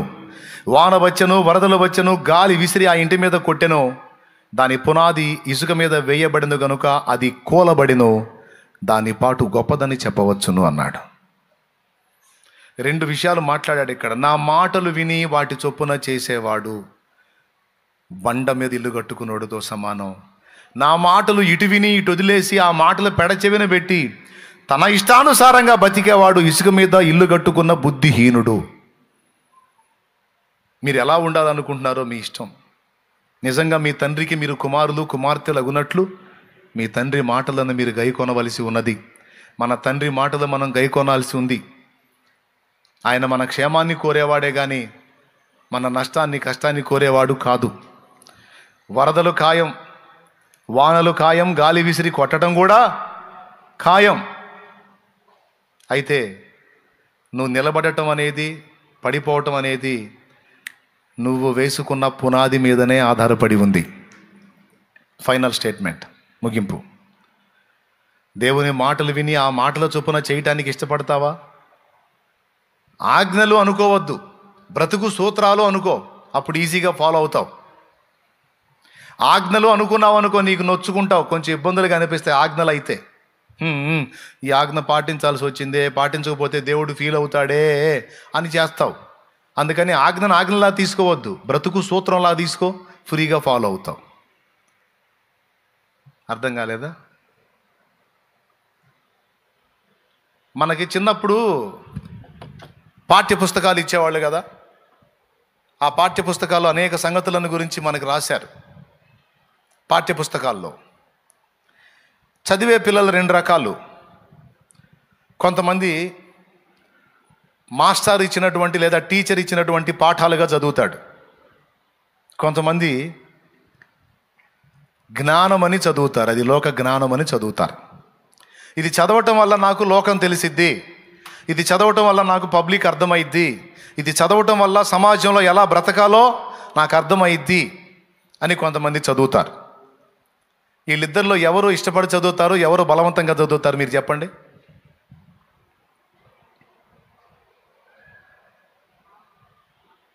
పాఠాల్లాగా చదువుతారు చూడు, వాళ్ళు నా కర్మ అనుకుంటే చదువుతారు. అర్థమైందా? ఏమని చదువుతారు? పాఠాల్లా ఫీల్ అయ్యే వాళ్ళు ఏమని చదువుతారండి? నా కర్మ అనుకుంటే చదువుతారు. చదవకపోతే, చెప్పకపోతే కొడతాడు, బెత్తం తీసుకొని కొడతాడు. అసలుకే దరిద్రుడు మామూలుడు కాదు, ఏం కొట్టినా కొడతాడు దుర్మార్గుడని. ఏం చేస్తా బట్టి బట్టి చదువుతారు. దేవుని వాక్యాన్ని ఆజ్ఞలా తీసుకోవటం అలా ఉంటుంది. కానీ దేవుని మాటల్ని బ్రతుకు సూత్రాల్లాగా తీసుకో, అప్పుడు చూసుకో. జీవిత సూత్రాలు, దేవుడు చెప్పిన ఆజ్ఞలు అన్ని బ్రతుకు సూత్రాలేనండి. తెలుసా మీకు? సమాజంలో మన ఘనతని రెట్టింపు చేసే కానీ మనల్ని అవమానపరిచే కాదండి దేవుడు చెప్పినవన్నీ. కొంతమందికి ఏం బాధ దేవుడు చెప్పిన ఫాలో అవ్వాలంటే. ఏందో అన్నయ్య, ఏమి లేనట్టే ఉంది కానీ భలే ఆజ్ఞలు అన్నయ్య, అసలు పసికర్లోడికి కూడా లేవు ఇన్ని పత్యాలు. ఆ పత్యాలు లేకుండా ఎట్టబడితే అట్ట బతుకు పోతావు, ఎటు కాకుండా అంటాను నేను. మరి జీవితంలో జాగ్రత్తలు ఉండాలి కదండి. ఇప్పుడు చెప్పండి, దేవుని మాటలు పాఠాల్లా తీసుకుందామా లేకపోతే బ్రతుకు సూత్రాల్లా తీసుకుందామా? అప్పుడు ఇష్టపడి చదువుతావు, ఇష్టపడి స్వీకరిస్తావు. అవును కదా, నా తండ్రి నా మంచి కోరే కదా చెప్పాడు. ఇలా ఉండొద్దు అన్నాడంటే నా మంచి కోరేగా. తను తాను తగ్గించుకున్నవాడు హెచ్చింపబడును, తను తాను హెచ్చించుకున్నవాడు తగ్గించబడును అన్నాడండి. అది బ్రతుకు సూత్రమా కాదా? బ్రతుకు సూత్రమా కాదా? కొంతమంది కొన్ని ఫంక్షన్స్కి పోయినప్పుడు, కొన్ని కార్యక్రమాలకు పోయినప్పుడు, కొన్ని ముఖ్యమైన వేదికల మీదకి పోయినప్పుడు ఏ కాడికి ఆ పైకెక్కి కనపడాలని ఇష్టపడతారు, మెయిన్లో కనపడాలని ఇష్టపడతారు. తీరా పైకెక్కి వాళ్ళు కూర్చున్న తర్వాత ఎవరో ఇంకా ఎక్కువ విలువైనోడు వస్తాడు. విలువైనోడు వచ్చినప్పుడు ఏం చేస్తారు తెలుసా? బ్రదర్, ఆయన మనం ప్రత్యేక అతిథి వచ్చాడు, కొంచెం మీరు అక్కడ కూర్చొని కొంచెం సీట్ ఇస్తే అంటే ఇదిలు ఇచ్చుకుంటా కిందకు పోవాలా. స్తోత్రం. అవునా? యేసయ్య ఏం చెప్పాడు? పరిగెత్తుకుంటా పైన కూర్చొని వాడు కిందకి పోమనే పరిస్థితి తెచ్చుకోకుండా ముందే పోయి కింద కూర్చో, ముందే పోయి కింద కూర్చో. అప్పుడేం చేస్తాడు తెలుసా? వాస్తవంగా నువ్వు పైన కూర్చోదగ్గ వ్యక్తివి, అయినా పోయి కింద కూర్చో. పిలిచినా పర్వాలా, పిలవపోయినా పర్వాలా, కింద కూర్చో. ఒకవేళ నువ్వు ముఖ్య అతిథి అయితే అప్పుడు అందరూ చూస్తుండగా అతడు పరిగెత్తుకుంటా వచ్చి మీరు కింద కూర్చో, పక్కన వాళ్ళు అరుస్తారు, రా ఎవరో తెలీదా, ఇక్కడ కూర్చో, లే సార్ ప్లీజ్ ఏమనుకోవద్దు, దయచేసి రండి రండి రండి. అంతమంది ముందు హడావుడి చేసి పైకి వెళుతుంటే కూర్చున్న వాళ్ళందరూ ఎటు చూస్తారు?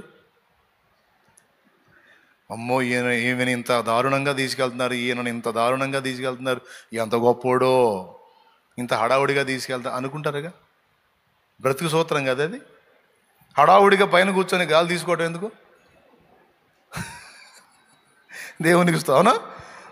అదే కింద కూర్చొని తగ్గించుకొని తర్వాత పైకి విలువబడితే అది ఘనత. ఏది చెప్పినా యేసయ్య మన పక్కాగా పాటిస్తే సూపర్గా ఉంటుంది. అరే కరెక్టే కదా, ఇది నాకు నిజంగా ఘనత తెచ్చే పనే కదా, ఇందుకే కదా యేసయ్య చెప్పింది. ఏం పోయింది ఇప్పుడు తగ్గించుకొని కూర్చుంటే? మళ్ళీ ఇంకొకటి కూడా చెబుతా ఇందులో, అలా పిలవాలని కూర్చోవద్దు, చండాలంగా ఉంటుంది. అర్థమైందా? అలా పిలవాలని తగ్గించుకోవద్దు. తగ్గింపు అనేది నీ సహజ లక్షణమే ఉండేటట్టు జాగ్రత్త పడు. దేవునికి స్తోత్రం కలుగును గాక. తగ్గింపు అనేది నీ వ్యక్తిత్వ సౌందర్యమే ఉండేటట్టు జాగ్రత్త పడు. అప్పుడు వాడు పిలిచినా పిలవపోయినా నీకు ఫీలింగ్ ఉండదు. ఒకవేళ దేవుడు కృప చూపి పిలిచాడు అనుకో, గొప్ప ధన్యతగా ఉంటుంది. అట్లా ఏదన్నా సరే, నిన్ను నువ్వు ఎట్ట ప్రేమించుకుంటావు, పొరుగోని అట్ట ప్రేమించాయా అన్నాడు. పెద్ద నీకు ఆజ్ఞలు లేవు నాన్న, నిన్ను నువ్వు ఎట్ట ప్రేమించుకుంటావో పొరుగోడిని అంతే ప్రేమించు నాన్న, ఇంకేం అవసరం లేదన్నాడు. ప్రతి విషయంలో అంతే ఉంటున్నానా? నీ సొమ్ము ఒకటి తినకూడదు అనుకుంటున్నావు, మంచిదే, మరి వాడు కూడా అంతే అనుకుంటాడు కదా. మరి నీ సొమ్ము ఒకటి తినకూడదు అనుకున్నప్పుడు మరి ఇంకొకటి సొమ్ము నువ్వే ఎగబడతా? వాడు కూడా అలాంటి మనిషేగా పాపం, వాడికి కూడా అదే హృదయంగా. కాబట్టి ఆశించవాకు. నీ భార్య నీకే సొంతం, కల్లో కూడా నీ భార్యకి నువ్వే రావాలని కోరుకుంటావు. మరి పక్కోడు కూడా అంతే కదరా. మరి పక్కాడి భార్యని ఎట్ట ఆశిస్తావు? ఒకవేళ నువ్వు పక్కాడి భార్యని ఆశిస్తే, నీ భార్యని ఇంకొకటి ఆశిస్తే ఏది నీ గతి? చీచి చీచి అన్నప్పుడు నోరు మూసుకో, నువ్వు పక్కన కూడా చూసి చీచి అనుకో. అంతేగాని పక్క అని ఫోజులు ఇచ్చి ఎందుకు ఈ దరిద్రం? ఎందుకు ఈ దరిద్రం? నిన్ను వల్లే నీ పొరుగువాన్ని ప్రేమించడం అంటే, ఎవడో నీ భార్యను మోహించొద్దు ఆశించొద్దని నువ్వు కోరుకున్నట్టే నీ పొరుగువాడిని కూడా అలానే కాపాడయ్యా. వాని వస్తువుని వానికి జాగ్రత్త చేయి, నువ్వు ఆశించవాకు. అట్లా ప్రతి విషయంలో ఇతరులు నిన్ను గౌరవించాలనుకుంటున్నావా? నిన్ను వల్ల నీ పొరుగువాన్ని అట్టయితే నువ్వు కూడా గౌరవించు. ఇతరులు నిన్ను ప్రేమించాలనుకుంటున్నావా? నువ్వు కూడా ప్రేమించు. నీ కార్యక్రమాలకి ఇతరులు రావాలని నువ్వు కోరుకుంటున్నావు, అట్లయితే వాళ్ళ కార్యక్రమాలకు కూడా పోదగ్గ వాటికి నువ్వు పో. ఏమంటారు? యాజ్ ఇట్ ఈజ్గా బ్రతుకు సూత్రాలా లేకపోతే ఆజ్ఞలా? బ్రతుకు సూత్రాలు. యేసు ప్రభు మాటల్ని బ్రతుకు సూత్రాలుగా తీసుకుంటే ధన్యులు. ఆజ్ఞలుగా తీసుకొని ఇబ్బంది పడతా ఫాలో అవటం కాదు. ఇవి జీవిత సత్యాలు, బ్రతుకు సూత్రాలు. తీసుకుంటే నేనే ధన్యుడిని అవుతాను అనుకుంటే ధన్యుడివి, ధన్యురాలివి. చాలు, ఈ పూటకి పైకి లేచి నిలబడండి. చాలా కట్టపడ్డారు. అసలు మీరందరూ నాకు థ్యాంక్స్ చెప్పాలి ఇప్పుడు, ఎందుకంటే నేనే కష్టపడ్డా ఎక్కువ. లేపండి వాళ్ళు లేపండి, పెద్ద వయసు వచ్చింది లేవలేకపోతున్నారు.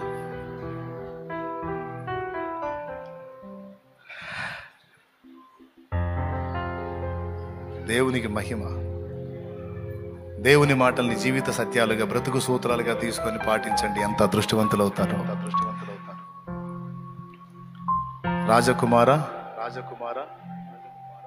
రాజకుమారి ఆమెననుకో, అది నిజంగా ఆమెనే. నీకు దమ్మిడి లేకపోవచ్చు, కానీ నువ్వు మాత్రం పరలోకం లెక్కలో రాజకుమారుడివే.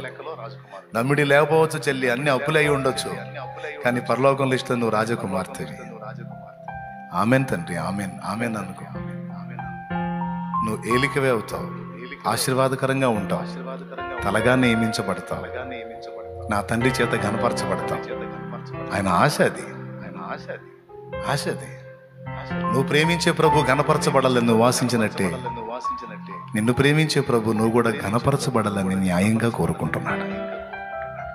నీకు బుర్ర ఉంటే సరిపోయింది. ఇప్పుడు నేను చెప్పిన మాటలు నీకు దేవుణ్ణి కృతజ్ఞతలు చెప్పాలనిపించింది ఇప్పుడు నీకు. థ్యాంక్స్ లార్డ్ అని.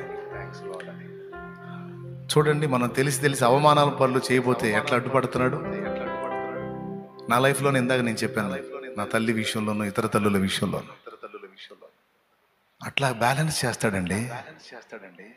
అయితే మనం ఆయన చెప్పినట్టు వినాలి. ప్రతి విషయం చెబుతాడు. ముందు నీ సంగతి కదా, అవతల సంగతి చూడ, తర్వాత నీకు. ఆ బుద్ధి ఉండాలి నాన్న మనకంటాడు. ముందు నీ సంగతి కాదురా, పక్క వాళ్ళ సంగతి చూడరా. వాళ్ళు బాగుండాలనుకున్నానా, నువ్వు బాగుంటావు. వాళ్ళ క్షేమాన్ని కోరునానా, ఇతరుల క్షేమాన్ని కోరు. నీవు ఉన్న దానిలో చెయ్యి, నువ్వు చేయదగ్గది చెయ్యి, నువ్వు చూపదగ్గ ప్రేమ చూపు.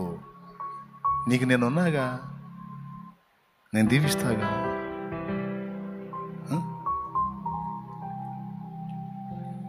దేవుడు అంటాడు, దేవుని కృతజ్ఞతలు చెప్పు. దేవా, నాతో మాట్లాడినందుకు నీకు వందనాలు. శాపగ్రస్తంగా ఉండటం నువ్వు దేవుని చిత్తం కాదు. ఆశీర్వాద కారణంగా ఉండటం దేవునికి ఇష్టం. కళ్ళు మూసి తలలు వంచి ప్రార్థన చేయి. ఈరోజు ప్రార్థన చేయి. దేవా, ఈరోజు నీవు నాతో మాట్లాడిన మాటల కొరకై స్తోత్రం ప్రభువా, స్తోత్రం ప్రభు. ప్రార్థన చేయండి, కళ్ళు మూసి ప్రార్థన చేయండి. అందరూ ప్రార్థనలో ఉండండి. పరిశుద్ధాత్మ దేవుడు ఈరోజు నీతో మాట్లాడిన ప్రతి మాటని తీవ్రంగా తీసుకో. పరిశుద్ధాత్మ దేవుడు ఈరోజు నీతో మాట్లాడిన ప్రతి మాటని సీరియస్గా తీసుకో, తీవ్రంగా తీసుకో. దేన్ని బట్టి కూడా కృంగిపోవద్దు, కుమిలిపోవద్దు, కలత చెందొద్దు. పరలోకమే నీ గురించి సంభాషించుకుంటుంది. దేవదూతలు నీ గురించి మాట్లాడుకుంటున్నారు. ఎవరో నిన్ను పట్టించుకోలేదని, ఎవరో నిన్ను ప్రేమించలేదని, ఎవరో నిన్ను ఆదరించలేదని, ఎవరో నిన్ను అర్థం చేసుకోలేదని ఏదేదో అయిపోవద్దు, అనుకోవద్దు. గుర్తుపెట్టుకో, దేవుడు నిన్ను కుమారుడిగా స్వీకరించాడు, కుమార్తెగా స్వీకరించాడు. నువ్వు ఆయన సొత్తు. నీకుండే ఘనత నీకుంది, నీకుండే గుర్తింపు నీకుంది, నీకుండే ఖ్యాతి నీకుంది. ఈరోజు దేవా, నాతో మాట్లాడినందుకు నీకు వందనాలు. చాలా విరక్తితో ఇక్కడికి వచ్చాను, చాలా వేదనతో వచ్చాను, చాలా బాధతో ఇక్కడికి వచ్చాను. నాతో స్ట్రైట్గా మాట్లాడుతున్నావు, నీకు వందనాలు. నేను నమ్ముతున్నా దేవా, నీవు నన్ను ఆశీర్వదిస్తావని నమ్ముతున్నాను. నేను నమ్ముతున్నాను దేవా, నన్ను నువ్వు తలగా నియమిస్తావని నేను నమ్ముతున్నాను. మమ్మల్ని తలగా నియమిస్తావని మేము నమ్ముతున్నాం. ఎందుకంటే నువ్వు మా తండ్రివి, నువ్వు మా తండ్రివి, నువ్వు మా తండ్రివి. మేము నీ పిల్లలం, నీ సంతతి. నీకు స్తోత్రములు, స్తోత్రములు, స్తోత్రములు, స్తోత్రములు, స్తోత్రములు, స్తోత్రములు, స్తోత్రములు. నేను మారు మనసు పొందుతాను తండ్రి. నేను బాప్తిస్మం పొందుతాను తండ్రి. నేను నీ సొత్తునవుతాను తండ్రి. నీ కుమారుడు, కుమార్తెను అవుతాను. ఇప్పటిదాకా నిర్లక్ష్యం చేశాను, ఇక చెయ్యను. నేను నీ సొత్తు కావాలి, అర్జెంటుగా నీ సొత్తు కావాలి. నీకు స్తోత్రము. నాకు అవకాశం ఇవ్వు. నీ దాసులకు ప్రేరణ కలిగించి రక్షణనివ్వు అని ప్రార్థన చేసుకో. నీ జీవితంలో ఎదురవుతున్న నానా విధమైన శోధనలు నీలో కొన్నిటిని తొలగించడానికి, కొన్నిటిని రప్పించడానికే వస్తున్నాయి తప్ప నిన్ను పాడు చేయడానికో, నాశనం చేయడానికో రావట్లేదు. ఈరోజు నీకు వచ్చిన ప్రతి శ్రమ, ప్రతి బాధ, ప్రతి ఇబ్బంది, ప్రతి అప్పు, ప్రతి వ్యాధి, ప్రతి కలత నిన్ను ఘనపరచడం కోసమే, నిన్ను మయంపరచడం కోసమే, నీ వ్యక్తిత్వ సౌందర్యాన్ని పెంచడం కోసమే, నిన్ను ఆశీర్వదించడం కోసమే. గుర్తుపెట్టుకో, ఈ చేదైన అనుభవాలు ఆట్టేకాలో నీకుండవు. రాబోతున్న దినాలు నీవు ఆశీర్వాద కారణమవుతావు, దీవించబడతావు. నీవు కూడా సమృద్ధి పొందుతావు. నీవు కూడా ఇతరులకు ఇచ్చే స్థితిలో ఉంటావు. నీవు ఆరోగ్యవంతుడవుతావు, ఆరోగ్యవంతురాలు అవుతావు. నా తండ్రి నిన్నలా హెచ్చించబోతున్నాడు, నిన్నలా ఆశీర్వదించబోతున్నాడు, నిన్నలా వర్ధిల్ల చేయబోతున్నాడు. ఆయన మాటలు వినటానికి జాగ్రత్త పడు. ఆయన హెచ్చరికలు తీసుకోవడానికి జాగ్రత్త పడు. అవి బ్రతుకు సూత్రాలు. నువ్వు ప్రార్థిస్తే దేవుడు వింటున్నాడు. నువ్వు కన్నీరు గారిస్తే దేవుడు దాన్ని పట్టించుకుంటున్నాడు. నువ్వు మాట్లాడే మాటలు దేవుడు శ్రద్ధగా ఆలకిస్తున్నాడు. నువ్వు ఎవరి గురించి అయితే ప్రార్థిస్తావో నీ ప్రార్థన వారి పక్షంగా దేవుడు వింటున్నాడు. ఖచ్చితంగా వారికి జవాబిస్తాడు. భయపడొద్దు. హల్లెలూయా, హల్లెలూయా. ఎందుకంటే నీ విలువ పరలోకంలో గొప్పది. నీ మాటకి పరలోకంలో విలువ ఉంది. ప్రార్థన.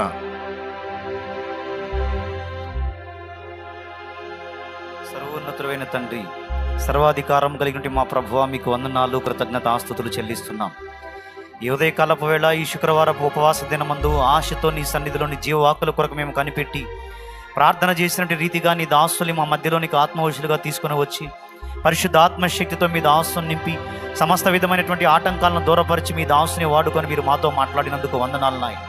ఈ భూమి మీద భౌతికమైనటువంటి తల్లిదండ్రులకు తన బిడ్డల పట్ల ఎలాగైతే కొన్ని కోరికలు ఉంటాయో అలాగే నువ్వు మా పరలోకపు తండ్రి అయి ఉన్నావు గనక నిశ్చయముగా నీకు కొన్ని కోరికలు ఉన్నాయని తెలియజేసినందుకు కృతజ్ఞతాస్తుతులు చెల్లిస్తున్నాము.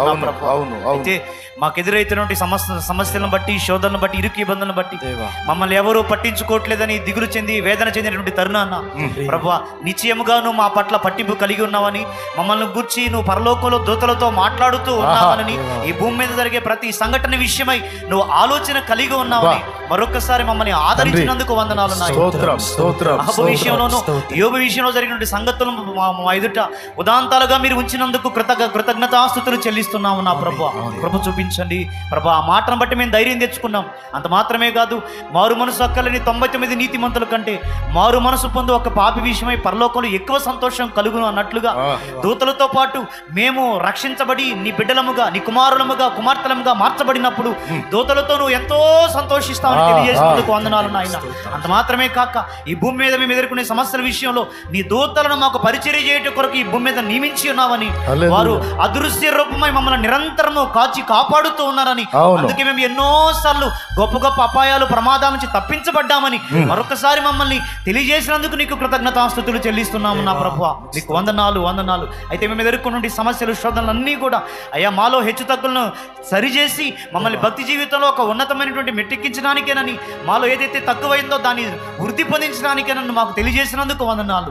నీ కోరిక మేము మహిమపరచబడవలసి ఉన్నదని, మేము అనేకులకు ఆశీర్వాదకరంగా ఉండవలసి ఉన్నదని, ఏలికలముగా మేము ఉండవలసి ఉన్నదే మీ కోరికను మాకు తెలియజేసినందుకు వందనాలు చెల్లిస్తున్నాం నాయన. మీ కోరికకు తగ్గట్లుగానే మా జీవితాలు కొనసాగినట్లుగా సహాయం దయచేయండి. మీకు కృతజ్ఞతాస్తుతులు, స్తోత్రాలు చెల్లిస్తున్నాం నా ప్రభ. మీ కార్యాలు జరిగించండి ప్రభ. ఇక్కడ సమకూర్చబడిన ఒక్కొక్క బిడ్డను పేరు పేరున మీరు దృష్టించి క్షేమ సమాధాన సంతోషాలు, ఆయురారోగ్యాలు ప్రతి ఒక్కరికి దయచేసి మీరు మాత్రమే మహిమ పొందండి. మీ వాక్యమును ప్రభువ ఆజ్ఞలుగా కాక అవి మా బ్రతుకు కొనసాగించడానికి బ్రతుకు సూత్రాలుగా పాటించినప్పుడు అవి మాకెంతో ఆశీర్వాదకరంగా ఉంటాయని మాట్లాడినందుకు కూడా వందనాలు చెల్లిస్తూ, నీ లేఖనమును అమితంగా ప్రేమించి అవి ఆ సూత్రాలు మా జీవితంలో తీసుకుని బ్రతుకున్నట్లుగా మాకు అందరికీ కృప దయచేయండి. వాక్యం ఇచ్చినట్టు మీ దాసుని ఇంకను బలపరిచి రాగలిగిన దినాలలో ఇంకను నీ మెండైన ఆత్మతో నింపి బహుబలంగా మీ దాసుని వాడుకునమని సమస్తమైన మహిమను, ఘనతను, ప్రభావం నీకు మాత్రమే ఆరోపిస్తూ నీ సన్నిధిలో నీ జీవవాక్కుల చేత మమ్మల్ని అందరినీ ఆనందింపజేసినందుకే కృతజ్ఞతలు చెల్లిస్తూ యేసుక్రీస్తు నామములో ప్రార్థించి వేడుకొనుచున్నాం తండ్రి. ఆమేన్. ఆమేన్. ఆమేన్. పిల్లరా, ముగింపులో కొన్ని ప్రకటనలు. మరి సాయంత్రం 6:30కి విజయవాడలో ప్రకటించబడిన అడ్రస్లో మరి ప్రార్థనా కూటమి ప్రారంభమవుతుంది. ప్రార్థన చేయండి. అక్కడ విజయవాడ సరౌండ్స్లో, విజయవాడ ప్రాంతంలో ఉన్న ప్రజలందరూ కూడా గుర్తించండి. పాస్టర్ అజయుడు అక్కడికి వస్తాడు. అలాగే మరి మిగిలిన 4 సేవకులు కూడా అందరూ కలిసి అక్కడ సాయంత్రం కూటమి నిర్వహించే అవకాశం ఉంది. కొంతమందికి ధర్మ సందేహం, శాలేమన్న వస్తాడా అని. శాలేమన్న కాదు, అక్కడికి వచ్చేది అజయుడు, అలాగే అశోక్ రాజు వస్తాడు, పవన్ రాజ్, హేమంత్ రాజు, వీళ్ళందరూ వస్తారు సాయంత్రం వేళ. ఓపెన్గా చెబుతున్నాను, నెక్స్ట్ సండే నుంచి కూడా ఆరాధన స్టార్ట్ అయింది దేవుని చిత్తం అయితే. అది కూడా ప్రార్థనలో పెట్టండి. విజయవాడలో మరొక బ్రాంచ్ ప్రారంభం అవుతుంది. అది సాయంత్రం 6:30కి ప్రకటించబడినటువంటి అడ్రస్లో, ఆ అడ్రస్ అందులో కనబడుతూ ఉంది. మీకు నెట్లో సెర్చ్ చేస్తే యూట్యూబ్లో పోస్టర్లో మీకు అడ్రస్ ఉంది, కలవచ్చు. అలాగే ఇంకొక ప్రకటన ఏంటంటే, రేపు వచ్చే ఆదివారం కరెక్ట్గా 6 అంటే 6ంటికే ప్రేయర్ స్టార్ట్ అయింది. 6 అంటే 6ంటికే ప్రేయర్ స్టార్ట్ అయింది. ఆ పెందల కడనే 8:15 లోపే కూట ముగించడం జరిగిద్ది. తర్వాత రెండో ఆరాధన 9 గంటలకల్లా ప్రారంభమైద్ది. మరి మీరందరూ కూడా గుర్తించండి. అలాగే తండ్రి సన్నిధి యూట్యూబ్ లైవ్ ఫాలో అయ్యేటువంటి వాళ్ళు, అలాగే విశ్వాసులందరికీ కూడా ఇది తెలియజేయండి. 9 గంటలకల్లా ప్రారంభిద్దాం. ఇలాగనే ఈరోజు ప్రారంభించినట్టు. ఇప్పుడు 12:45 అయింది టైము.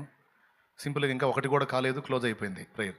ఎందుకంటే 9 గంటలకు రావటం వల్ల పెందలాడు స్టార్ట్ చేసుకుంటే పెందలాడు ముగించవచ్చు. ఇంకా సేపు ఉంటే ఎండలు ఇంకా ఎక్కువగా వచ్చేస్తాయి కాబట్టి కష్టంగా ఉంటుంది కూర్చునే వాళ్ళకి. అందుకని సండే రోజు కూడా 9 కల్లా రెండో ఆరాధన ప్రారంభం అయింది. తర్వాత దేవుని చిత్తం అయితే వాక్యం కూడా ముందే చెప్పడానికి ప్రయత్నం చేస్తా.